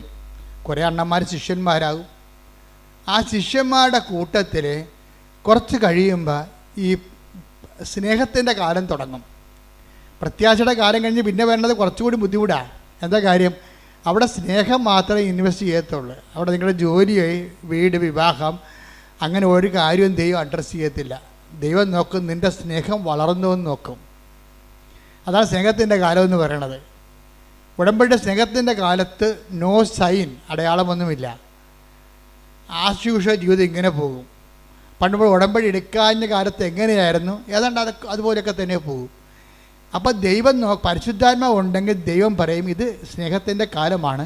ഇവിടെ നമ്മുടെ ഈ ഡിപ്പോസിറ്റ് എന്ന് പറയുന്നത് സ്നേഹം മാത്രമാണ്. ജോലിക്ക് വേണ്ടിയുള്ള പ്രാർത്ഥന ഒന്നും ഏക്കത്തില്ല.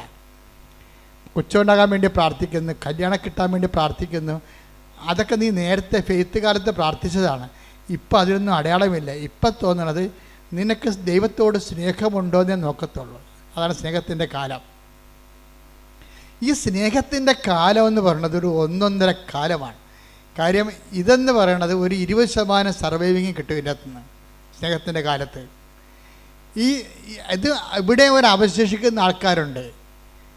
അവശേഷിക്കുന്നവർ അവകാശം പ്രാപിക്കുന്ന ഒരു കാലമുണ്ട്. ഈ സ്നേഹത്തിൻ്റെ കാലത്ത് വരണത് ഇതിന് കാരണമുണ്ട്. സ്നേഹത്തിൻ്റെ കാലത്തിന് മുമ്പ് ഉണ്ടാകുന്ന വിഷയം, സ്നേഹത്തിൻ്റെ കാലം എങ്ങനെ തുടങ്ങണത്?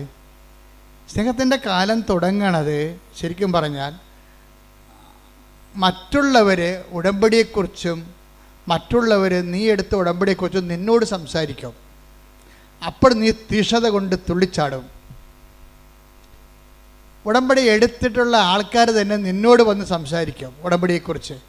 അപ്പോൾ എന്തെന്നില്ലാത്ത ഉണർവോടുകൂടി നീ പഴയ നിനക്കൊന്നും കിട്ടിയില്ലെങ്കിലും, വീട് വെച്ചില്ലെങ്കിലും, IELTS പാസ്സായില്ലെങ്കിലും നീ ദൈവത്തോടുള്ള സ്നേഹത്തിൽ കുതിച്ചു ചാടിക്കൊണ്ട് കർത്താവിന് വേണ്ടി ജീവിക്കാൻ നോക്കും. അത് കർത്താവാണെന്ന് പറയുന്ന വേദം. അതാണ് സ്നേഹത്തിൻ്റെ കാലം തുടങ്ങണത്. Take the word of God, അത് കർത്താവാണ്. 21:7 സ്തുതിക്കട്ടെ. ഹല്ലേലൂയ, ഹല്ലേലൂയ, ഹല്ലേലൂയ. യേശുവേ നന്ദി, യേശുവേ സ്തുതി, ഹല്ലേലൂയ. യേശുവേ ആരാധന, ആരാധന, ആരാധന, ആരാധന. യോഹന്നാൻ 21:7. യോഹന്നാൻ 21:7. യേശു സ്നേഹിച്ചിരുന്ന ആ ശിഷ്യൻ പത്രോസിനോട് പറഞ്ഞു, അത് കർത്താവാണ്. മനസ്സിലായില്ലേ? യോഹന്നാൻ പോലും അറിഞ്ഞു കാണത്തില്ല ഇത് എന്താ എഴുതി വെക്കണമെന്ന്. അതിങ്ങനെ കാലങ്ങൾ ചെല്ലുന്തോറും ഇങ്ങനെ വചനം പ്രസവിച്ചുകൊണ്ടേയിരിക്കും. വചനത്തിൽ തന്നെ മദർ വേഡ് എന്ന സംഭവമുണ്ട്. മദർ വേഡ് എല്ലാ ദിവസവും വചനം പ്രസവിക്കും. ഓരോരോ കുഞ്ഞുങ്ങൾ മനുഷ്യാവതാരം ചെയ്തു വരും. നമ്മുടെ ജീവിതാനുഭവങ്ങളുടെ മനുഷ്യാവതാരം, വചനത്തിൻ്റെ മനുഷ്യാവതാരം ഭയങ്കരമായ ഒരു വിസ്മയക്കാഴ്ചയാണ്. ഇവിടെ എന്താ സംഭവിച്ചിരിക്കുന്നത്? പശുവും ചത്ത്, മോരിലെ പുളിയും പോയി, എല്ലാവരും ചാടി വള്ളത്തിൽ കയറി അവിടെ പഴയ ജീവിതത്തോടെ അവർ പോയി.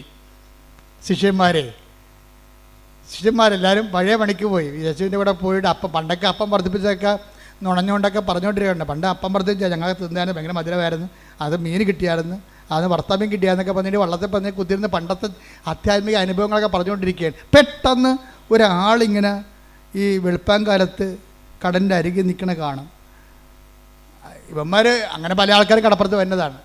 പക്ഷേ യേശു സ്നേഹിച്ചിരുന്നൊരു ശിഷ്യനെ ആ ആളായ്മ കണ്ടപ്പോൾ, ആ തലയനൊക്കെ കണ്ടപ്പോൾ ആളെ മനസ്സിലായി. ഉടനെ യോഹന്നാൻ പത്രോസിനോട് പറഞ്ഞ്, ദാറ്റ് ഇസ് ലോർഡ്, അത് കർത്താവാണെന്ന് പറഞ്ഞു. ആർക്കും മനസ്സിലായില്ല, ആ സ്നേഹിച്ച ശിഷ്യനെ മനസ്സിലായില്ല. കർത്താവ് വന്നത് മനസ്സിലായില്ല. മക്കളെല്ലാം പൊട്ടന്മാരാണ്, ഉടമ്പടി എടുത്തിരിക്കുന്ന പാർട്ടിയാണ് എല്ലാവരും, പക്ഷെ പൊട്ടനാ. അതിനകത്ത് ഒരുത്തം പറഞ്ഞ് അവൻ്റെ നെഞ്ചത്ത് ചാരിക്കിടന്ന ആളാണ് അവസാന നിമിഷങ്ങളിൽ. കാരണം കുരിശിൻ്റെ ചുവട്ടിൽ നിന്നവനുമാണ് അവൻ. ഇവൻ്റെ തലയനക്കങ്ങളും കൈയനക്കങ്ങളും നിഴലാട്ടങ്ങളൊക്കെ അറിയാൻ പറ്റും. അവനിത് കണ്ടപ്പോൾ തന്നെ പറഞ്ഞു, ദാറ്റ് ഈസ് ലോർഡ്, അത് കർത്താവാണ് എന്ന് പറഞ്ഞ് കേട്ടില്ല.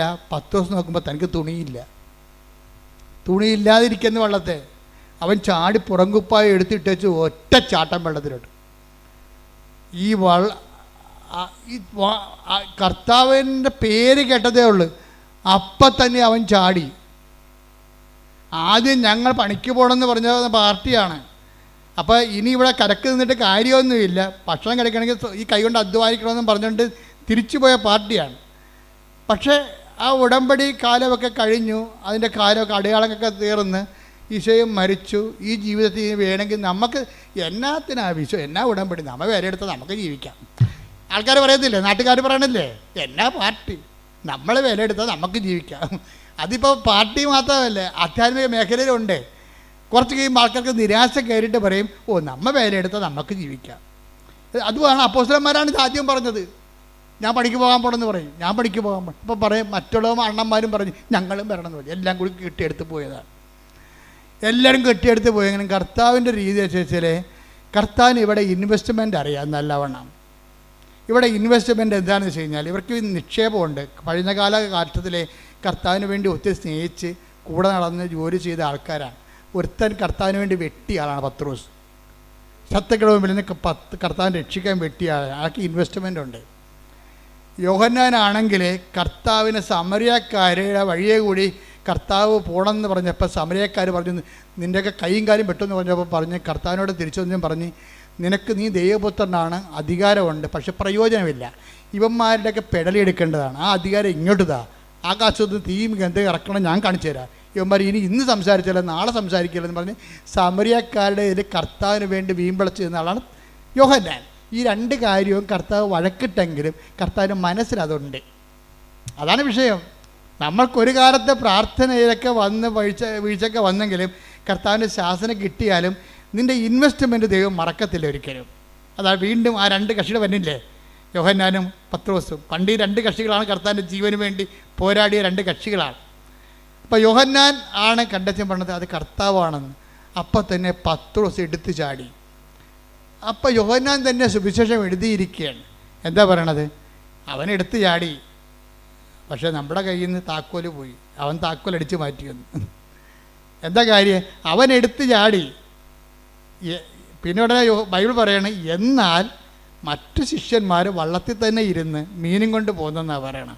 അപ്പോൾ എന്നാലെന്ന് ചേർക്കേണ്ട കാര്യം ഇല്ല ഇവിടെ. പക്ഷെ അവൻ എടുത്തു ചാടിയതിന് പ്രാധാന്യം കിട്ടാൻ വേണ്ടിയാണ് എന്നാലെന്ന് പറയണത്. അപ്പോൾ ഈ ഉടമ്പടിയിൽ ഒത്തിരിയേറെ, ഉടമ്പടി എന്താണ്? അവൻ പറയണത് പോലെ ചെയ്യണതല്ലേ. അപ്പം അതിൻ്റെ അകത്തൊരു എടുത്തുചാട്ടമുണ്ട്, ഓർത്ത് വെക്കണം. ചെല്ലുമ്പോൾ ചെല്ലട്ടെ എന്ന് പറഞ്ഞുകൊണ്ട് നമ്മൾ ചെയ്താൽ അതിന് സ്പീഡ് ഉണ്ടാകത്തില്ല. ഇപ്പം എന്നാ പറ്റി? പുറത്ത് അടുത്ത് വന്നപ്പോൾ ഇവന്മാർ വയറ്റിപ്പിഴപ്പിന് വേണ്ടിയാണല്ല മീൻ പിടിക്കാൻ പോയത്. ഇവന്മാർ അധ്വാനിക്കാത്ത മീൻ കർത്താവ് ഇവിടെ പൊരിച്ചുകൊണ്ടിരിക്കുകയാണ്. ഇത് ദൈവബലിയുടെ ഒരു ഭാഗമാണ്. എന്നിട്ട് കർത്താവ് പറഞ്ഞ്, നീയൊക്കെ മീനില്ല ഭക്ഷണമില്ലെന്ന് പറഞ്ഞല്ലേ പോയത്. പണ്ട് ഭക്ഷണം കൊടുക്കാൻ വേണ്ടി നോക്കിയ ആളാണ്. പണ്ട് ഭക്ഷണം കൊണ്ട് സമരക്കാരോട് കർത്താവ് സംസാരിക്കുമ്പോൾ ഭക്ഷണം കൊണ്ട് വന്ന കക്ഷികളാണ്. അത് പത്രോസ് പറഞ്ഞു, ഗുരു ഭക്ഷിച്ചാലും. അപ്പം കർത്താവ് പറഞ്ഞു, നിങ്ങളറിയാത്ത ഭക്ഷണം എനിക്കുണ്ടെന്ന് പറഞ്ഞു. അപ്പം പത്രോസ് പറഞ്ഞു, നമ്മൾ പോയ സമയത്ത് വേറെ ആരെങ്കിലും കൊണ്ടുവന്ന് ഭക്ഷണം കൊടുത്ത് കാണുമെന്ന് പറഞ്ഞു. അപ്പോൾ ഈശോ പറഞ്ഞു, എൻ്റെ പിതാവിൻ്റെ ഇഷ്ടം നിറവേറ്റുകയാണ് എൻ്റെ ആഹാരം എന്ന് പറഞ്ഞു. അപ്പോൾ ദൈവത്തിൻ്റെ ഇഷ്ടം നിറവേറ്റി ഭൂമിയിൽ നിൽക്കുന്നതിന് പകരം ഇവരൊന്ന് ചാടി നോക്കിയതാണ്. പക്ഷേ ഇവരെ പോയി വിളിച്ചതിൻ്റെ കാരണം ഇവിടെ പഴയ ഇൻവെസ്റ്റ്മെൻറ്റാണ്. നിങ്ങൾക്ക് പണ്ട് ദൈവത്തിൻ്റെ തിരുസന്നിധിയിൽ എന്തെങ്കിലും പിടിപാടുണ്ടെങ്കിൽ നിങ്ങൾക്ക് ഇന്നത്തെ കാലത്ത് ചിലപ്പോൾ ദൈവം നിങ്ങളുടെ പ്രാർത്ഥന കേട്ടില്ലെങ്കിലും നിങ്ങളുടെ ഇൻവെസ്റ്റ്മെൻറ്റ് ദൈവം വിസ്മരിക്കത്തില്ല. അതെപ്പോഴും ഓർക്കണം. പറഞ്ഞ മനസ്സിലായില്ലേ? ഇപ്പം ഞാനൊക്കെ ഓർക്കുമോ, ഞാനിപ്പോൾ അമ്മ എനിക്ക് പ്രത്യക്ഷപ്പെട്ടു. ഞാൻ എന്താ പ്രത്യക്ഷപ്പെടാൻ കാര്യം? എനിക്ക് പണ്ടൊരു അസുഖം ഉണ്ടായിരുന്നു. എല്ലാ വീട്ടിലും പോയി വണക്കം വായിച്ചു കൊടുക്കും. അസുഖമില്ല, കാര്യം അന്ന് എല്ലാവർക്കും അക്ഷരം അറിയാൻ പാടില്ല ഞങ്ങളുടെ നാട്ടിലേ. ഇപ്പം ഞാനന്ന് 10ാം ക്ലാസ് പാസ്സായി നിൽക്കുന്ന സമയമാണ്.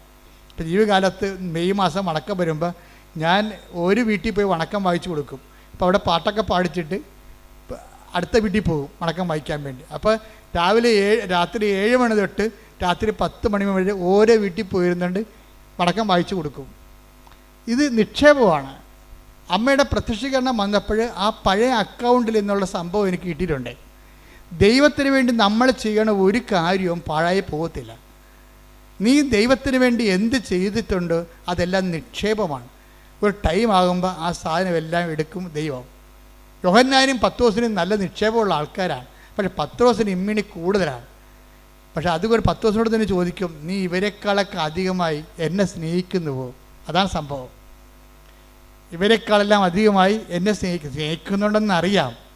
പക്ഷേ പത്രോസിന് ആടുകളെ മേയ്ക്കാൻ അധികാരം കൊടുക്കുന്നത് സ്നേഹത്തിൻ്റെ അധികാരത്തിലാണെന്നുള്ള യോഹന്നാൻ കേൾക്കണം. യോഹന്നാന് കൊടുത്ത പാരപ്പണിയാണത്. യോഹന്നാൻ അവിടെ തന്നെ ഇരുന്നില്ലേ? കാര്യങ്ങളൊക്കെ അറിയാം. കാര്യങ്ങളൊക്കെ അറിഞ്ഞിട്ട് കാര്യമില്ല, എടുത്തേടാൻ പഠിക്കണം. അതാണ് താത്വിക പ്രബോധകരും താത്വിക അറിവുള്ളവരും സാധാരണ മനുഷ്യരും തമ്മിലുള്ള വ്യത്യാസം ഇതാണ്. താത്വിക പ്രബോധകർക്കും പ്രബോധോജലമായ പ്രൊഫസർമാർക്കൊക്കെ കാര്യങ്ങളൊക്കെ അറിയാം. പക്ഷേ ഒരു വള്ളത്തത്തേനെ ഇരിക്കത്തുള്ളൂ, ഇറങ്ങത്തില്ല. പാവപ്പെട്ടവൻ എന്ത് ചെയ്യും? കർത്താവത് കേൾക്കുമ്പോൾ തന്നെ ചാടി ഇറങ്ങും. അവൻ താക്കോലും കൊണ്ട് പോകും. ഇത് ബൈബിളിലെ ഒരു ഇക്വേഷനാണ് ശരിക്കും പറഞ്ഞാൽ. അപ്പം ചാടി കർത്താവാണെന്ന് കേട്ടാൽ ചാടാൻ കഴിയണം. അതാണ് ഉടമ്പടിയുടെ ഒരു പവർ. എന്നിട്ട് ചാടിക്കഴിയുമ്പോൾ കർത്താവ് പറയും, യോഹന്നാനോട് പറയും, യോഹന്നാന് കിട്ടേണ്ട സംഭവമാണ് ഇതെല്ലാം. ആടുകളെ മേയ്ക്കണ കാര്യമൊക്കെ യോഹന്നാന് കിട്ടേണ്ടതാണ്. കിട്ടത്തില്ല. കാര്യം വെച്ച് കഴിഞ്ഞാൽ ഒരു കാര്യം യോഹന്നാനാണ് കുരിശിൻ്റെ ചുവടെ നിന്നതേ. കുരിശിൻ്റെ ചുവടെ നിന്നത് യോഹന്നാനാണ്. അപ്പോൾ നല്ല മാർക്ക് സ്കോർ ചെയ്ത ആളാണ്. പക്ഷേ അവസാനത്തെ സ്കോറിന് 50 മാർക്കുണ്ടായിരുന്നു. അത് യോഹന്നാൻ അറിയാൻ പാടില്ലായിരുന്നു. യോഹന്നാൻ ആ അവസാനത്തെ ചോദ്യത്തിന് അവസാനത്തെ ക്വസ്റ്റ്യന് ട്രയലിന് 50 മാർക്കാണ്. ആ സാധനം പത്രോസിന് കിട്ടിയപ്പോൾ 10 മാർക്ക് യോഹന്നാനൊക്കെ കൂടുതലായി പോയി പത്രോസിന്. എന്തുകൊണ്ടാണ് പത്രോസിന് അധികാരം കൊടുത്തതെന്ന് യോഹന്നാനോട് പറയാതെ പറയണതാണ്, നീ ഇവരെക്കാളെല്ലാം അധികമായി എന്നെ സ്നേഹിക്കുന്നുണ്ടോ? അതാണ് ഉടമ്പടിയുടെ സ്നേഹക്കാലം എന്ന് പറയുന്നത്. പിടിയിടിയാ, ഉടമ്പടിയിൽ ഒരു അനക്കം ഉണ്ടാകത്തില്ല. നമ്മൾ വേലയെടുത്താൽ നമ്മൾക്ക് ജീവിക്കാൻ പറഞ്ഞ രീതിയിൽ ആ ശിഷ്യന്മാർ ആയിപ്പോകും. അപ്പോൾ നമ്മൾ ഉടമ്പടി ചില ആൾക്കാർ മറന്നു പോകും. പക്ഷേ ആരെങ്കിലും നമ്മളെ ഉടമ്പടി ഓർപ്പിച്ചാൽ അപ്പം പഴയ വർദ്ധിച്ച വീര്യത്തോട് നമ്മളെ വീണ്ടും ചാടിക്കഴിഞ്ഞാൽ അത് സ്നേഹത്തിൻ്റെ കാലമാണ്. എല്ലാവരെക്കാൾ ഉപരിയായി ദൈവത്തെ സ്നേഹിക്കുന്ന കാലം. അപ്പോൾ എല്ലാവരെക്കാൾ ഉപരിയായി ദൈവത്തെ സ്നേഹിക്കുക എന്നുള്ള ഒരു ഉടമ്പടിയുടെ ഒരു നിബന്ധന ബൈബിൾ മുഴുവൻ നിറഞ്ഞു നിൽക്കുന്ന ഒരു ക്യാപിറ്റൽ വെളിപാടാണ്. നിൻ്റെ കർത്താവായ ദൈവം ഞാനാകുന്നു, ഞാനല്ലാതെ മറ്റൊരു ദൈവം നിനക്ക് ഉണ്ടാവരുത്. ആ ദൈവം തന്നെയാണ് പിന്നീട് വചനം മാസമായി കഴിയുമ്പോഴും ആ നിബന്ധനകൾക്ക് മാറ്റമില്ല. എന്താണ്? നിത്യജീവൻ പ്രാപിക്കാൻ ഞാൻ എന്ത് ചെയ്യണമെന്ന് ചോദിക്കുമ്പോൾ പറയും, എല്ലാത്തിനേക്കാൾ ഉപരി ആ ദൈവത്തെ സ്നേഹിക്കുക, നിന്നെപ്പോലെ തന്നെ നിൻ്റെ അയൽക്കാരനെ സ്നേഹിക്കുക. ആ നിബന്ധനകൾക്ക് പിന്നെ മാറ്റമില്ല. പത്രോസിലേക്ക് വരുമ്പോൾ പറയും, നീ ഇവരെക്കാൾ അധികമായി എന്നെ സ്നേഹിക്കുന്നുണ്ടോ? അപ്പോൾ പത്രോസ് പറയും, യു നോ ഇറ്റ് എന്ന് പറയും. എന്താണ്? നിനക്കത് അറിയാം. ഞാൻ പറഞ്ഞാൽ എനിക്ക് വിഷമമാണെന്ന് പറയും. അതാണ് പത്രോസ് പറയണത്. കാര്യം കർത്താവ് കാണിച്ച ഒരു വല്ലാത്ത ഒരു പണിയുണ്ട്. കാര്യം കർത്താവിൻ്റെ കയ്യെ വിലങ്ങ് വീണപ്പോൾ പത്രോസ് വാളൂരി ആ 200 പേരാണ് പന്തങ്ങളും വിളക്കുകളും ആയിട്ട് നിൽക്കണത്. പത്രോസ് ഒറ്റക്ക്. എന്നിട്ടും കർത്താവിൻ്റെ ജീവൻ രക്ഷിക്കാൻ വേണ്ടി ശത്രുപാളയത്തിൽ വെട്ടിയവനാണ് പത്രോസ്. അപ്പോഴാണ് പത്രോസിനോട് പറയണത് വാൾ ഉറയിലിടാൻ പറയണത്. അപ്പം അത് കേട്ടോടുകൂടി പത്രോസ് വാൾ ഉറയിലിട്ട് വചനം പാലിച്ചു. അവൻ പറയണ പോലെ ചെയ്ത്. അതാണ് ഉടമ്പടി എന്ന് പറയണത്. പത്രോസിൻ്റെ ഉടമ്പടിയാണ് ഏറ്റവും ബെസ്റ്റ് ഉടമ്പടി. സ്നേഹത്തിൻ്റെ കാലത്ത് അപ്പോൾ വെട്ടുകൊണ്ട് മൽക്കസിൻ്റെ ചെവി ഛേദിച്ച് പോയി കഴിഞ്ഞപ്പോൾ പ്രധാന ഭൃത്യൻ്റെ പരിചാരകൻ്റെ ചെവി ചോദിച്ചു. പിന്നെ അവർ പത്രോസിനെ പഴം നുറുക്കണ പോലെ നുറുക്കുമെന്ന് പത്രോസിന് അറിയാം. തനിക്ക് അപകടങ്ങളാണ്, ഈ ഉടമ്പടിയുടെ പേരിൽ തനിക്ക് വരാൻ പോണ ത്യാഗങ്ങളാണെന്നറിയാം. എന്നിട്ടും അവൻ പറഞ്ഞതല്ലേ വാളുറയിലിടാൻ. അതുകൊണ്ട് പത്രോസ് അവൻ പറഞ്ഞതുപോലെ ചെയ്തു. അതാണ് ഉടമ്പടി, അവൻ പറയണ പോലെ ചെയ്യുക. നമ്മുടെ തല പോകുന്നത് കണ്ടാലും അവൻ പറയണ പോലെ ചെയ്യും. അങ്ങനെ പത്രോസ് വാളുറയിട്ടിട്ട്, ഇനി എനിക്കിവിടെ റൈറ്റില്ല, എനിക്കിവിടെ പാങ്ങില്ല, ഞാൻ ഇവിടെ നിന്നിട്ട് കാര്യമില്ല. കാര്യം കർത്താവ് വരെ ശത്രുവായ പാളയത്തിൽ കൂടിയിരിക്കുകയാണ്. കാര്യം അവരുടെ ആ ചെവി, പത്രോസ് വെട്ടിയ ചെവി, കർത്താവ് ഛേദിച്ച ചെവി കർത്താവ് എടുത്ത് വെച്ച് കൊടുത്തില്ലേ, അത് പുറത്തില്ലേ. അപ്പം കർത്താവിന് മുമ്പ്, അവരുടെ മുമ്പിൽ കർത്താവിന് ഒരു പിടിയായി. പാവപ്പെട്ട കർത്താവിൻ്റെ ജീവൻ രക്ഷിക്കാൻ വേണ്ടി വെട്ടി അവൻ പ്രതിയുമായി. എന്നിട്ടും ഈ മനുഷ്യൻ കർത്താവിനെ വിടത്തില്ല. ഈ ഉടമ്പടി പാലിക്കുന്നവൻ ആ ഉടമ്പടി പ്രകാരം നീ എവിടെ പോയാലും ഞാൻ നിന്നെ അനുഗമിക്കുമെന്നൊരു മനുഷ്യൻ കർത്താവിനോട് പറഞ്ഞായിരുന്നു. എന്ന് വെച്ചാൽ ഏത് സാഹചര്യത്തിലൂടെയാണ് എൻ്റെ ജീവിതം പോകണമെന്നുണ്ടെങ്കിലും നീ തന്നെ ഒരു ദിവസം എന്നെ തള്ളിപ്പറഞ്ഞാലും ഞാൻ നിന്നെ തള്ളിപ്പറയാതെ നിൻ്റെ പുറകെ വരുമെന്ന് പറഞ്ഞുകൊണ്ടാണ് യോഹന്നാൻ പറയും, അകലെ കൂടി അവൻ കർത്താവിനെ അനുഗമിച്ചെന്ന്. Take the word of God. അകലെ കൂടി. ശ്രുതികട ഹല്ലേലൂയ. ഹല്ലേലൂയ ഹല്ലേലൂയ ഹല്ലേലൂയ ഹല്ലേലൂയ. യേശുവേ നന്ദി, യേശുവേ സ്തുതി. ഹല്ലേലൂയ ഹല്ലേലൂയ ഹല്ലേലൂയ ഹല്ലേലൂയ ഹല്ലേലൂയ. യേശുവേ സ്തുതി. ഹല്ലേലൂയ. ലൂക്ക 22:54. ലൂക്ക 22:54. അവർ അവനെ പിടിച്ച് പ്രധാന ആചാര്യന്റെ വീട്ടിലേക്ക് കൊണ്ടുപോയി പത്രോസ് അകലെയായി അവനെ അനുഗമിച്ചിരുന്നു. അതാണ് സംഭവം. എന്നിട്ട് ഇത്രയും കർത്താവിനാൽ പ്രതിയാക്കപ്പെട്ട ഒരാളാണ്. കർത്താവിൻ്റെ ജീവന് വേണ്ടി നിന്നു, സഭയ്ക്ക് വേണ്ടി നിന്നു, ദൈവത്തിന് വേണ്ടി നിന്നു, ദൈവവിശ്വാസത്തിന് വേണ്ടി നിന്നു. പക്ഷെ നിനക്ക് കിട്ടിയത് എന്താ? നിനക്ക് കിട്ടിയത് ഒഴിവാക്കലും തള്ളിപ്പറച്ചിലുമാണ്. എന്നിട്ട് നീ ദൈവത്തെ വിടാതെ പത്രോസിനെ പോലെ കർത്താവിനെ അനുഗമിക്കണമെന്നുള്ള ബോധത്തിന് കർത്താവിൻ്റെ കണ്ണും വെട്ടത്തുണ്ടാകും. പത്രോസിനെ തള്ളിപ്പറഞ്ഞത് ആരാണ്? നിൻ്റെ വാളുറയിലിട്, വാളെടുക്കുന്ന വാളായി നശിക്കുന്നു പറഞ്ഞ ആരോടാണ്? പത്രോസിനെ തള്ളിപ്പറഞ്ഞ കർത്താവല്ലേ. അവനെ തള്ളിപ്പറഞ്ഞിട്ടും പത്രോസ് കർത്താവിനെ തള്ളിപ്പറഞ്ഞില്ല. പാവപ്പെട്ടവൻ നിരായുധനായി, അവൻ്റെ ജീവിതം അപകടത്തിലാണ്. കർത്താവ് പറഞ്ഞ പോലെ കേട്ടിട്ട് വാളും ഉറയിലിട്ടിട്ട് അവൻ കൊല്ലട്ടെ, എന്നാലും എൻ്റെ കർത്താവിൻ്റെ കൺവെട്ടത്തൊന്ന് ഞാൻ പോകുകയില്ല എന്ന് പറഞ്ഞുകൊണ്ട് നടന്നവനാണ്. അവനെ വിളിക്കും കർത്താവ് അവസാനം. അവൻ അവസാനം കണക്ക് തീർക്കാൻ വേണ്ടി വിളിക്കും. എന്നിട്ട് ചോദിക്കണം എന്താണ്? ഇവരെക്കാൾ അധികമായി നീ എന്നെ സ്നേഹിക്കുന്നുവോ? ഉണ്ടെന്ന് കർത്താവിനറിയാം. യോഹന്നാൻ ബാക്കായി പോണ അവിടെ വെച്ചാൽ കർത്താവാണെന്ന് കണ്ടിട്ടും വളർത്തതിന് ഇരുന്ന് കക്ഷി. ഓ കർത്താവല്ലേ, നമുക്കറിയാം, ചെന്നാൽ മതിയല്ല എന്ന് പറയും. ഉടമ്പടിയല്ലേ, ചെയ്താൽ മതിയല്ല. അതാണ് സംഭവം. അതാണ് യോഹന്നാൻ. പക്ഷേ നീ അനുഗ്രഹിക്കപ്പെടത്തില്ല. ഉടമ്പടിയല്ലേ, നമുക്കറിയാം, ചെയ്താൽ മതിയല്ല. കർത്താവല്ലേ, നമുക്കറിയാം, ചെന്നാൽ മതിയല്ല. ഈ ഒരു നിലപാടിൽ ഉടമ്പടി വർക്കൗട്ട് ചെയ്യത്തില്ല. ചാടണം. ഒന്നും കിട്ടില്ലെങ്കിലും ചാടണം. എന്തിനാണ്? കർത്താവിന് വേണ്ടി പറന്ന് വെട്ടി പ്രവർത്തിക്കണം. എന്നിട്ട് അത് കർത്താവാണെന്ന് അറിയുന്ന അങ്ങനെ ഒത്തിരി പേര് സഭയിലുണ്ട്. നിങ്ങൾക്ക് ചില 10 അറിവൊന്നും ഉണ്ടാകത്തില്ല. പക്ഷേ എന്താ നിങ്ങൾക്ക് ഉള്ളത്? സ്നേഹം ഉണ്ടായാൽ മതി. അറിവല്ല പ്രധാനം, സ്നേഹമാണ് പ്രധാനം. ദൈവത്തോട് സ്നേഹമുണ്ടെങ്കിൽ അവൻ പറയണ പോലെ ചെയ്യും, പ്രവർത്തിക്കും. കർത്താവിൻ്റെ നിന്ന് നമുക്ക് അടി കിട്ടിയാലും അവൻ്റെ കൺമട്ടത്ത് നിന്ന് നമ്മൾ പോകത്തില്ല. നമ്മളവിടെ തന്നെ നിൽക്കും. ഏതെങ്കിലും കാരണവശാൽ എപ്പോഴെങ്കിലും കർത്താവിനെ രക്ഷിക്കാൻ പറ്റുമെങ്കിൽ രക്ഷിക്കാമെന്നുള്ള ഉദ്ദേശത്തോടുകൂടിയാണ് പത്രോസിൻ്റെ പുറകെ നടക്കുന്നത്.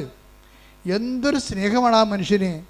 അതാണ് സ്നേഹത്തിൻ്റെ, ഉടമ്പടി സ്നേഹത്തിൻ്റെ കാലം എന്ന് പറയുന്നത്. ഇപ്പോൾ ഉടമ്പടി വിശ്വാസത്തിൻ്റെ കാലമുണ്ട്, പ്രത്യാശയുടെ കാലമുണ്ട്, സ്നേഹത്തിൻ്റെ കാലമുണ്ട്, സമർപ്പണത്തിൻ്റെ കാലം എന്ന് പറയുമ്പോൾ ദൈവം ചില കാര്യങ്ങൾ നമ്മളിൽ നിന്ന് ഒരിക്കലും എടുത്തു മാറ്റത്തില്ല. അത് നമ്മൾക്ക് നിത്യജീവന് വേണ്ടി നമ്മളത് അനുഭവിക്കേണ്ടതാണ്. അതുകൊണ്ട് കർത്താവ് പറയും, ഇത് അനുഭവിക്കാൻ തന്നെയാണ് ഞാൻ ഈ മണിക്കൂറിലേക്ക് വന്നത്. Take the word of God. ശ്രുതികട ഹല്ലേലൂയ ഹല്ലേലൂയ ഹല്ലേലൂയ ഹല്ലേലൂയ ഹല്ലേലൂയ. യേശുവേ നന്ദി, യേശുവേ സ്തുതി. ഹല്ലേലൂയ ഹല്ലേലൂയ ഹല്ലേലൂയ ഹല്ലേലൂയ. യേശുവേ സ്തുതി. ഹല്ലേലൂയ ഹല്ലേലൂയ. യേശുവേ നന്ദി, ആരാധന.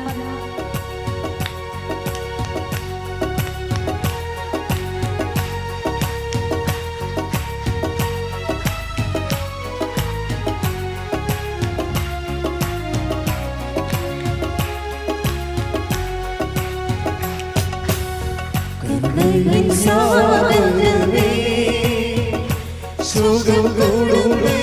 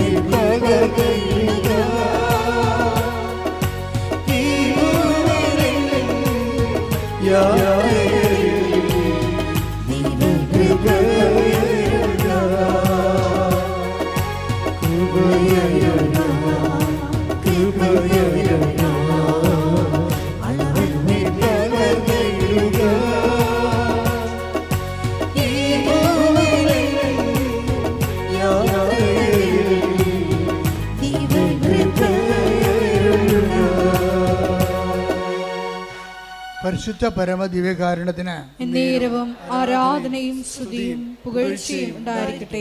ചില കാര്യങ്ങൾ നമ്മൾ അനുഭവിക്കേണ്ട കാര്യങ്ങളാണ്.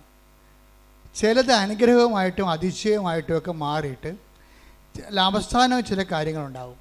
അത് നമ്മൾ അനുഭവിക്കാതെ കടന്നു പോകാത്ത കാര്യമാണ്.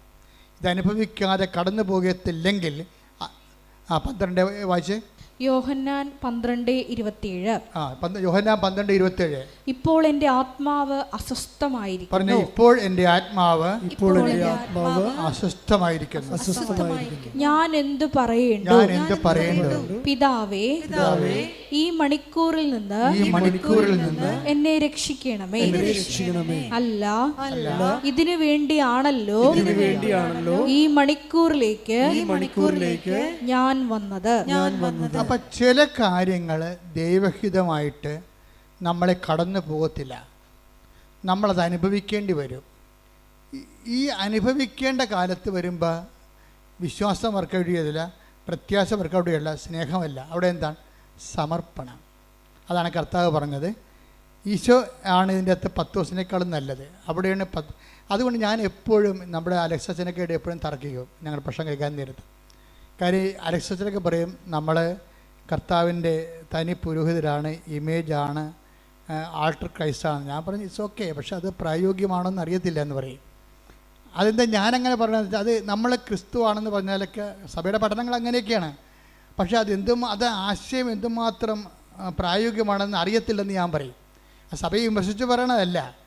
കാര്യം ചില സ്ഥലങ്ങളിൽ ചെന്ന് കഴിഞ്ഞാൽ ഈ ലാസ്റ്റ് സെക്ഷൻ, വിശ്വാസത്തെ എക്സ്പ്രഷൻ്റെ ലാസ്റ്റ് സെക്ഷനിൽ സമർപ്പണമുണ്ട്.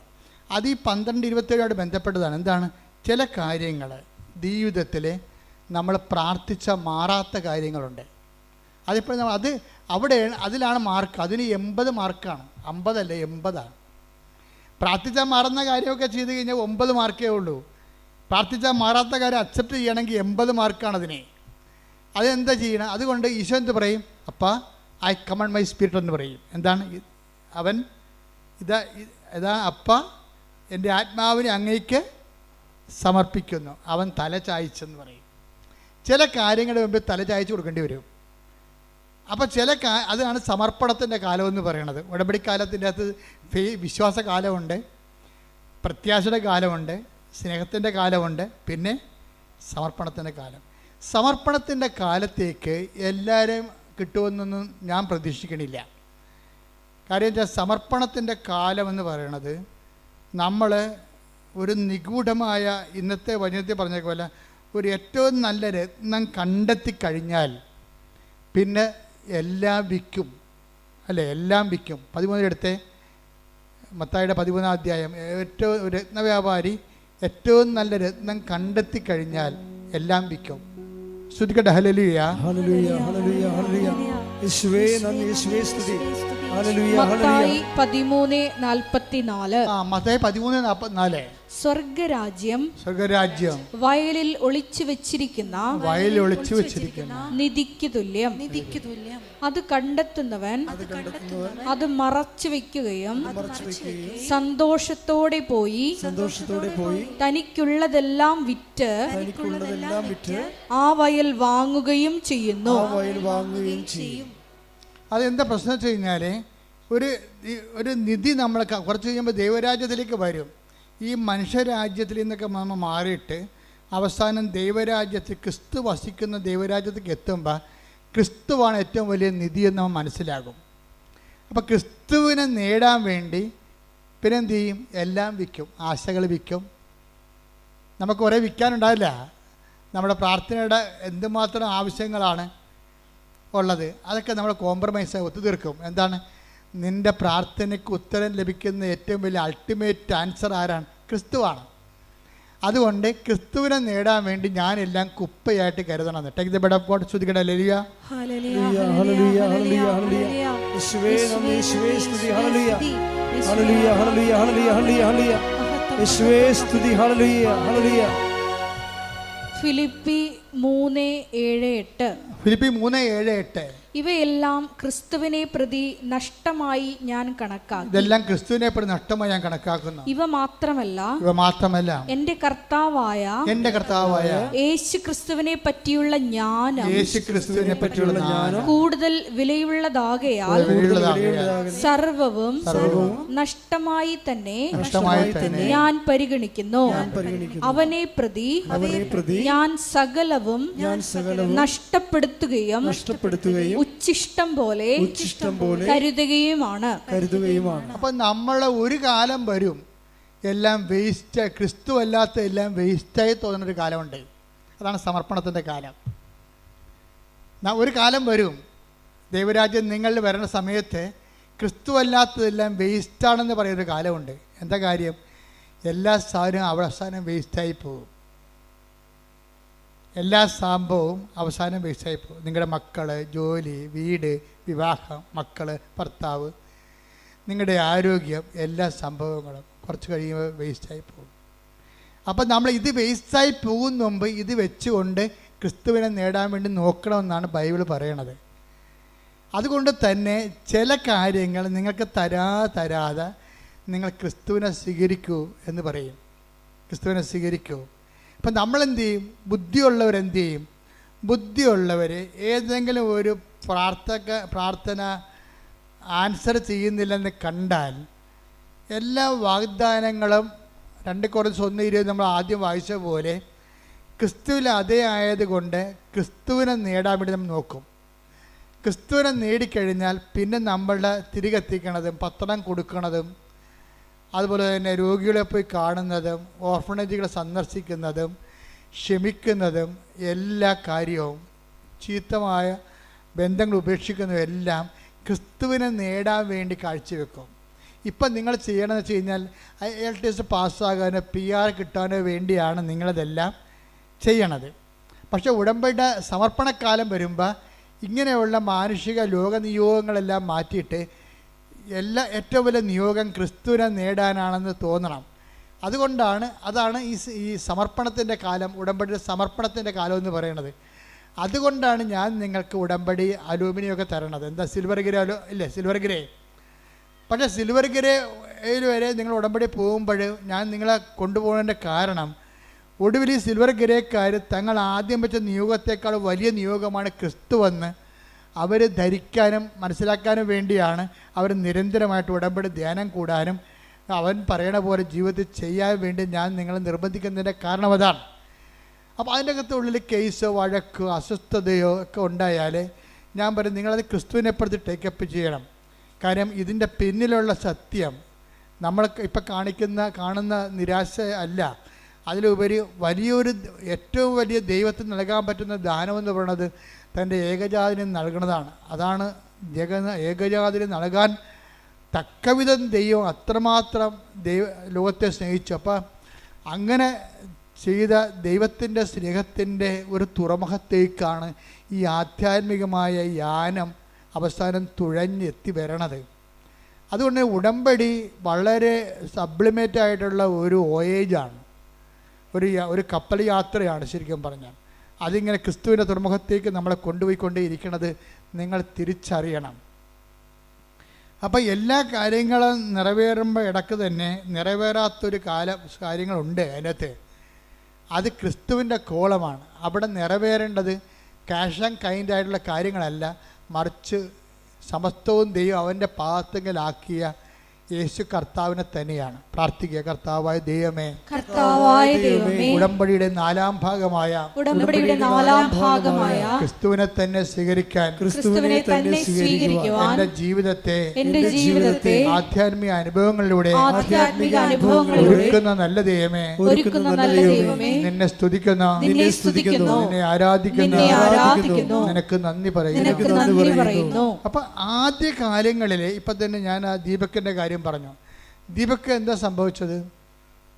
ദീപക്ക് അവസാനം മനസ്സിലായി, എൻ്റെ കഴിവോ എൻ്റെ പ്രാഗൽഭ്യവും അല്ല, മറിച്ച് ഉടമ്പടി ദൈവം നേരിട്ടിടപെടേണ്ട ജീവിതത്തിൽ കുറേ കാര്യങ്ങളുണ്ട്.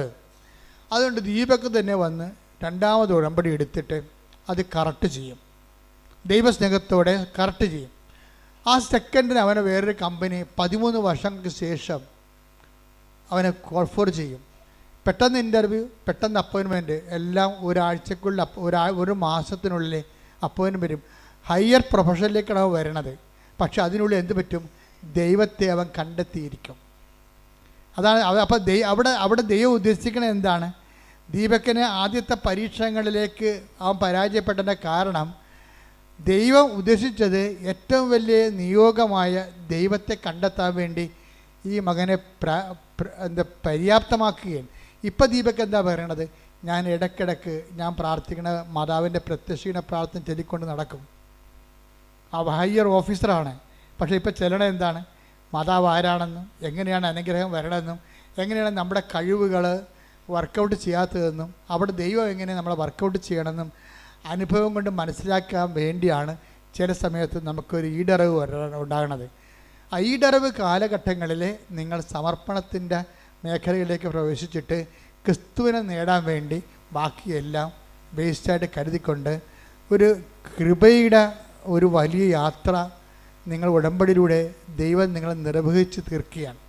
അപ്പോൾ ആവശ്യമില്ലാത്ത ഒരു നിരാശയോ ഭാരമോ ഒന്നും വേണ്ട. ഇതൊക്കെ നിങ്ങൾക്ക് ആവശ്യമാണ്. നിൻ്റെ സ്വർഗസ്ഥനായ പിതാവ്, നിങ്ങളുടെ വീട്, നിങ്ങളുടെ ജോലി, നിങ്ങളുടെ വിവാഹം, ഇതൊക്കെ നിങ്ങൾക്ക് ആവശ്യമാണെന്ന് എൻ്റെ സ്വർഗസ്ഥനായ പിതാവ് അറിയാം. ആദ്യം നിങ്ങൾ ദൈവരാജ്യത്തെയും അതിൻ്റെ നീതിയെയും കുറിച്ച് അന്വേഷിക്കാൻ പറയും. അപ്പോൾ കർത്താവിൻ്റെ വചനങ്ങളെല്ലാം കറക്റ്റായിട്ടാണ് കിടക്കണത്. കറക്റ്റായിട്ട് തന്നെയാണ് നമ്മുടെ ജീവിതത്തിൽ ചെയ്യണത്. നമ്മൾക്ക് ഇതിൻ്റെ ഒരു ആക്ടിവേഷൻ പ്രിൻസിപ്പിൾ അറിയത്തില്ല, പിന്നെ അതെങ്ങനെ ആക്ടിവേറ്റ് ചെയ്യേണ്ടതെന്ന് അറിയത്തില്ല. ഉടമ്പടി മാത്രമാണ് ഈ വിഷയമൊക്കെ എല്ലാം കൃത്യമായി പഠിപ്പിക്കുന്നത്. ആധ്യാത്മിക പരിചരണം എന്ന് പറയും. ഒരു കവനൻ്റെ ഒരു ട്രീറ്റ്മെൻറ്റാണ് ശരിക്കും, ഒരു ഹോളിസ്റ്റിക് ട്രീറ്റ്മെൻറ്റാണ്. കാര്യം അതിൻ്റെ അകത്ത് എല്ലാ ഘടകങ്ങൾ. അപ്പോൾ എന്തെങ്കിലും ഒരു പ്രാർത്ഥിച്ച് നിങ്ങൾക്കതിൻ്റെ ഫലം കണ്ടില്ലെന്ന് പറഞ്ഞുകൊണ്ട് എപ്പോഴും നമ്മൾ ശ്രദ്ധിക്കേണ്ടത് നാക്ക് വളക്കാതിരിക്കാൻ നോക്കണം. ഞാൻ ഉടമ്പടി എടുത്താണ്, ഒക്കെ എല്ലാം ചെയ്താണ് എന്ന് പറഞ്ഞുകൊണ്ട് നിങ്ങൾ നാക്ക് വളക്കരുത്. അങ്ങനെ നാക്ക് വളച്ച് കഴിഞ്ഞാൽ ഉള്ള പ്രശ്നം വെച്ച് കഴിഞ്ഞാൽ നിങ്ങളിത് ആരോടാണ് ഇത് പറയണത്? ആരാണിത് കേൾക്കണത്? ദൈവമല്ല ഇത് കേൾക്കണത്. അപ്പോൾ അതുകൊണ്ട് തന്നെ നിങ്ങൾ ഉടമ്പടി ദൈവത്തോടെ കൂടെ നിന്ന ഉടമ്പടിയാണ് നിങ്ങൾ ആ സമയത്ത് നിങ്ങൾ നാക്ക് വളച്ച് അതിനെ അണ്ടർ എസ്റ്റിമേറ്റ് ചെയ്യണത്. ദാറ്റ് മീൻസ് ദൈവത്തോട് നിങ്ങൾ ചെയ്ത ഉടമ്പടിയെ നിങ്ങൾ തന്നെ ഇടിച്ചു കാണിച്ചാൽ സ്വാഭാവികമായിട്ട് അതിൽ നിന്നുണ്ടാകുന്ന വാഗ്ദാനം നിങ്ങൾ പ്രാപിക്കത്തില്ല. അപ്പോൾ അതുകൊണ്ടാണ് ഞങ്ങൾ 2 ആഴ്ച കുടുംബം കുമ്പസാരിക്കണമെന്നൊക്കെ പറയുന്നതിൻ്റെ കാര്യവും അക്രൈസ്തരായുള്ള കാര്യങ്ങൾ ആൾക്കാരെ ഉടമ്പടിക്ക് വിരുദ്ധമായ അവിശുദ്ധമായ ചിന്തകൾ സൂക്ഷിച്ചിട്ടുണ്ടെങ്കിൽ അത് റെക്ടിഫൈ ചെയ്തിട്ട് ദൈവത്തോട് മാപ്പാക്കിയിട്ട് നിങ്ങൾ കർത്താവിന് വേണ്ടി കാത്ത് നോക്കി പാർത്തിരിക്കണം. എപ്പോഴായാലും ഈ വിഷയം വർക്കൗട്ട് ചെയ്യും. ഇൻ കേസ് 1-2 വർക്കൗട്ട് ചെയ്തില്ലെങ്കിൽ അതിന് 80 മാർക്ക് കിട്ടുന്ന നിത്യജീവൻ്റെ ദൈവം തന്നെയായിരിക്കും ആ മേഖലയിലുള്ള നിങ്ങളുടെ ദാനം. അല്ലാതെ ഒരു ഭൗതിക ദാനം എന്നേക്കാൾ കർത്താവ് തന്നെയായിരിക്കും നിങ്ങളുടെ ദാനമെന്ന് പറയണത്. അപ്പം ഇത് ശരിക്കും ഒരു വലിയ ദൈവാനുഗ്രഹത്തിൻ്റെ ഒരു യാത്രയാണ്. അപ്പം അതിൽ നിങ്ങൾ ഒത്തിരി പേര് വിജയിച്ച് കാണുന്നതിൽ എനിക്ക് സന്തോഷമുണ്ട്. ഈ ധ്യാനം നിങ്ങൾ പാസ് ചെയ്യണം. ഇപ്പോൾ നമുക്ക് എല്ലാ ദിവസവും നിങ്ങൾക്ക് ഞാൻ 10 മിനിറ്റ് ഇപ്പോൾ പ്രാർത്ഥനയും ആശീർവാദവും സമർപ്പണ പ്രാർത്ഥനയും തരുന്നുണ്ട്. അത് നിങ്ങൾ 5:30 പ്രാർത്ഥന കൂടുന്നവർ അച്ഛൻ്റെ കൂടെ പ്രാർത്ഥിക്കുന്ന കൈപൊക്കിക്കെ. Thank you. എല്ലാവരും എഴുന്നേൽക്കുക.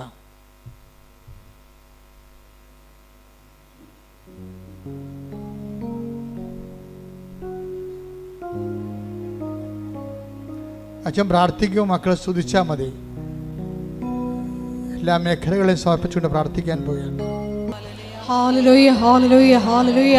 മഹത്വം കർത്താവിന്റെ മഹത്വം ഉന്നതമായ ആരാധന ആരാധന. Hallelujah hallelujah. കർത്താവിന്റെ വിശുദ്ധ പൗരോഹിത്യത്തെ മഹത്വപ്പെടുത്തുന്നു. കർത്താവ് സഭയിലുള്ള സാന്നിധ്യം പ്രകടമാക്കി. 38 വർഷം ഞാൻ അർപ്പിച്ച കൃപാനയുടെ യോഗ്യതയാണ്. കൃപാസ്ഥാനത്താറെ ജീവനോടെ പ്രത്യക്ഷപ്പെട്ട പരിശുദ്ധ അമ്മയുടെ മധ്യസ്ഥത, കർത്താവിന്റെ തിരുമുറുവാർന്ന വലതുകരം, അനുഗ്രഹത്തിന്റെ വലതുകരം ഓരോ മക്കളുടെ മേൽ വെക്കണമെന്ന് പ്രാർത്ഥിക്കുന്നു. കർത്താവ് രോഗബാധിതർക്ക് വേണ്ടി പ്രാർത്ഥിക്കുന്നു. വാദരോഗികൾക്ക് വേണ്ടി പ്രാർത്ഥിക്കുന്നു. ഹൃദയ രോഗികൾക്ക് വേണ്ടി പ്രാർത്ഥിക്കുന്നു. കരൾ രോഗികൾക്ക് വേണ്ടി പ്രാർത്ഥിക്കുന്നു. കർത്താവിന്റെ വിശുദ്ധമായ വലതുകരം ഉയർത്തണം. അങ്ങനെ ആണിപ്പെടുത്താറുന്ന വലതുകരം ഉയർത്തണം. എല്ലാ മക്കളെയും സ്പർശിക്കണം. അടിപ്പിണർ പോലെ സ്പർശിക്കണം. വൈദാഘാതം പോലെ സ്പർശിക്കണം. ദൈവികമായ ശക്തി നിങ്ങളിലേക്ക് ആവശ്യിക്കട്ടെ. ദൈവികമായ ശക്തി നിങ്ങളിലേക്ക് ആവശ്യിക്കട്ടെ. ഉച്ച മുതൽ ഉള്ളങ്കാൽ വരെ കർത്താവിന്റെ രക്തം പടരട്ടെ. ഉച്ച മുതൽ ഉള്ളങ്കാൽ വരെ കർത്താവിന്റെ രക്തം പടരട്ടെ. എല്ലാ കോശങ്ങളിലും കർത്താവിന്റെ രക്തം പടരട്ടെ. എല്ലാ മാംസപേശികളിലും കർത്താവിന്റെ രക്തം പടരട്ടെ. എല്ലാ അസ്ഥികളിലും അസ്ഥിക്കുഴകളിലും കർത്താവിന്റെ രക്തം പടരട്ടെ. കർത്താവിന്റെ വലതുകരത്താൽ എല്ലാവരും സ്പർശിക്കപ്പെടട്ടെ. മാരക രോഗികള് കർത്താവിന്റെ നാമത്തിൽ മാറിപ്പോകട്ടെ. സ്ഥിരാവേദികള് കർത്താവിന്റെ നാമത്തിൽ മാറിപ്പോകട്ടെ. സൃഷ്ടി രോഗങ്ങള്, ക്യാൻസർ രോഗങ്ങള്, മക്കളില്ലാത്ത ദമ്പതികള്, ഗർഭാശയത്തിന് കട്ടിക്കുറവുള്ളവര്, ബീജത്തിന് ഓട്ടമില്ലാത്തവര്, ജനിതകമായ തടസ്സങ്ങളുള്ളവര് യേശു നാമത്തിൽ മാറിപ്പോകട്ടെ. വൈവാഹിക തടസ്സങ്ങൾ, മക്കളില്ലാത്തവര്, വീടില്ലാത്തവര്, ജോലി ഇല്ലാത്തവര്, അമ്മേ കാനായിലെ കല്യാണത്തെ പോലെ എല്ലാ ഇല്ലായ്മകളും ആരാധന സന്നിധാനത്തിന് അമ്മ മധ്യസ്ഥം വഹിക്കണം. പ്രാർത്ഥിക്കാൻ പോലും നിവർത്തിയില്ലാത്തവര്, വിശ്വാസം കുറവുള്ളവര്, വിശ്വസിക്കാൻ കഴിവില്ലാത്തവര് എല്ലാവരും കണ്ണീരോടെ പ്രാർത്ഥിക്കണം. കർത്താവേ, വിശുദ്ധ പൗരോഹിത്യത്തെ മഹത്വപ്പെടുത്തണം. കർത്താവേ, സഭയിലുള്ള സാന്നിധ്യം പ്രകടമാക്കണമേ. കർത്താവേ, നിന്റെ ഉന്നതമായ നാമത്തിന് സ്വത്വം ചെയ്യുന്ന കർത്താവേ, നിന്റെ വിശുദ്ധ പൗരോഹിത്യത്തെ മഹത്വപ്പെടുത്തണമേ. കർത്താവേ, കൃപാസ്ഥാനത്താറെ 2004 ഡിസംബർ 7-ാം തീയതി പ്രത്യക്ഷപ്പെട്ട് ദുരന്തം ഉണ്ടാകാൻ പോണ് പ്രാർത്ഥിക്കണമെന്ന് പറഞ്ഞ അമ്മയുടെ പ്രാർത്ഥന ഈ സമയത്ത് മധ്യസ്ഥ പ്രാർത്ഥനയായി ഞങ്ങൾക്ക് നൽകണമേ. കുഞ്ഞുങ്ങള്, പഠിക്കാൻ കഴിവില്ലാത്തവര്, തെറ്റായ ബന്ധങ്ങൾ അകപ്പെട്ടവര്, കുറ്റമറാത്ത സ്ഥലങ്ങള്, സാമ്പത്തിക കടങ്ങള്, ജപ്തി നടപടികള്, തെറ്റായ ബന്ധങ്ങൾ അകപ്പെട്ടിരിക്കുന്നവര്, കർത്താവേ, വാടകയ്ക്ക് താമസിക്കുന്നവര്, ഒറ്റയ്ക്ക് താമസിക്കുന്നവര്, പാട്ടത്തിന് താമസിക്കുന്നവര്, ഇറങ്ങിക്കൊടുക്കേണ്ടി വരുന്നവര്, വിദേശ ജോലികള് ചെയ്തു പോയിട്ട് പഠനം കഴിഞ്ഞിട്ട് അവിടെ വിസ പുതുക്കാത്തവര്, അവർക്ക് ജോലി കിട്ടാത്തവര്, കർത്താവ് ലക്ഷക്കണക്കിന് രൂപ നാട്ടിൽ കടമുള്ളവര് കണ്ണീരോടെ പ്രാർത്ഥിക്കുന്നു. എല്ലാവർക്കും വേണ്ടി പ്രാർത്ഥിക്കുന്നു. കർത്താവേ, സ്വർഗം തുറക്കണമേ. കർത്താവേ, സ്വർഗം തുറക്കണമേ. നിന്റെ നാമത്തെ ഇപ്പോഴും മഹത്വപ്പെടുത്തണമേ. അപ്പാ, അങ്ങേ പുത്രനായ യേശു ക്രിസ്തുവിന്റെ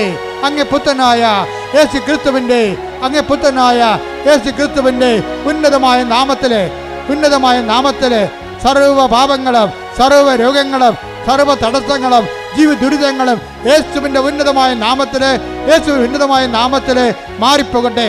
ശ്രദ്ധിക്കട്ടെ. ഹല്ലേലൂയ ഹല്ലേലൂയ ഹല്ലേലൂയ ഹല്ലേലൂയ. യേശുവേ, എല്ലാ രോഗങ്ങളും തടസ്സങ്ങളും നീങ്ങി പോയിക്കൊണ്ട് അങ്ങയുടെ നാമത്തെ ആരാധനയിലൂടെ വീണ്ടും വീണ്ടും മഹത്വപ്പെടുത്തണമേ. Hallelujah hallelujah. ദൈവപിതാവേ നന്ദി, ദൈവപിതാവേ മഹത്വം, ദൈവപിതാവേ ആരാധന. ഹല്ലേലൂയ.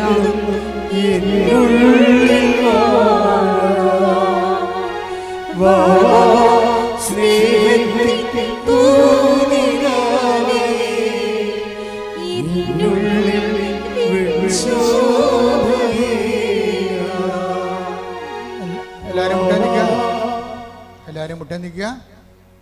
നമുക്ക് ഒരുമിച്ച് പാടാം. വാ വാ യേശുനാഥ്.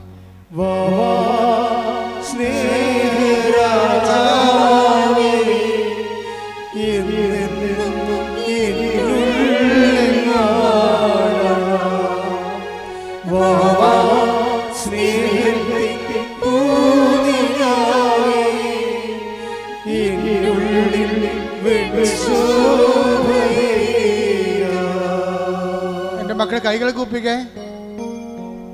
മൗനമായി ദൈവകുർബാനയെ നോക്കിക്കൊണ്ട്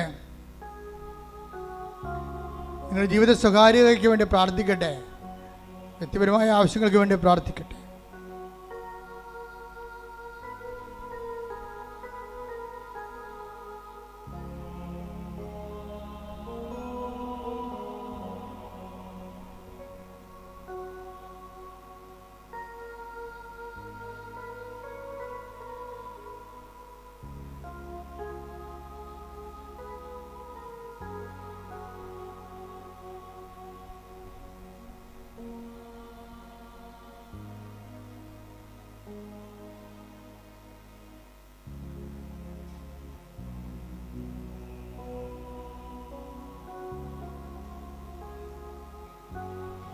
ഒരിക്കൽ കൂടി മരിയൻ ഉടമ്പലിൽ സമർപ്പിച്ചിരിക്കുന്ന എല്ലാ വിഷയങ്ങളും ദൈവമാതാവിൻ്റെ മധ്യസ്ഥയിൽ ദിവ്യകാരുണ്യ സന്നിധിയിൽ സമർപ്പിച്ച് നമുക്ക് മൗനമായിട്ട് പ്രാർത്ഥിക്കാം.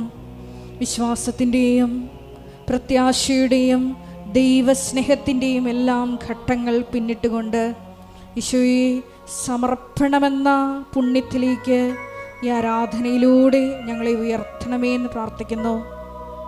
ഈശോയെ, എപ്പോഴും നിനക്ക് സാക്ഷ്യം വഹിച്ചുകൊണ്ട് സാഹചര്യങ്ങൾ അനുകൂലമായാലും പ്രതികൂലമായാലും തിടുക്കത്തിൽ ഉടമ്പടി നിബന്ധനകൾ പാലിക്കുവാനുള്ള തീക്ഷ്ണത ഞങ്ങൾക്ക് നൽകണമേ എന്ന് പ്രാർത്ഥിക്കുന്നു. അത് കർത്താവാണ് എന്ന് കേട്ട മാത്രയിൽ എടുത്തു ചാടിയ പത്രോസിനെ പോലെ, അധികാരം സ്വന്തമാക്കിയ പത്രോസിനെ പോലെ ഞങ്ങളുടെ ജീവിതത്തിലും തിടുക്കത്തിലുള്ള സുവിശേഷ കൈമാറ്റ പ്രവർത്തനങ്ങളിലൂടെയും കാരുണ്യ പ്രവർത്തനങ്ങളിലൂടെയും എല്ലാം ഈശോയെ നിന്നെ സ്വന്തമാക്കുവാൻ അവശേഷിക്കുന്ന ഭാഗത്തിനായി ഒരുക്കി വച്ചിരിക്കുന്ന വാഗ്ദാനങ്ങൾ സക്കറിയ പ്രവാചകന്റെ പുസ്തകത്തിൽ നിന്ന് വെളിപ്പെട്ടതുപോലെ ഞങ്ങളും അവകാശമാക്കുവാൻ കരുണയാകണമേ എന്ന് പ്രാർത്ഥിച്ചുകൊണ്ട് ശിരസ്സ് നമിച്ച് നമുക്ക് ദിവ്യകാരുണ്യനാഥൻ്റെ ആശീർവാദം സ്വീകരിക്കാം.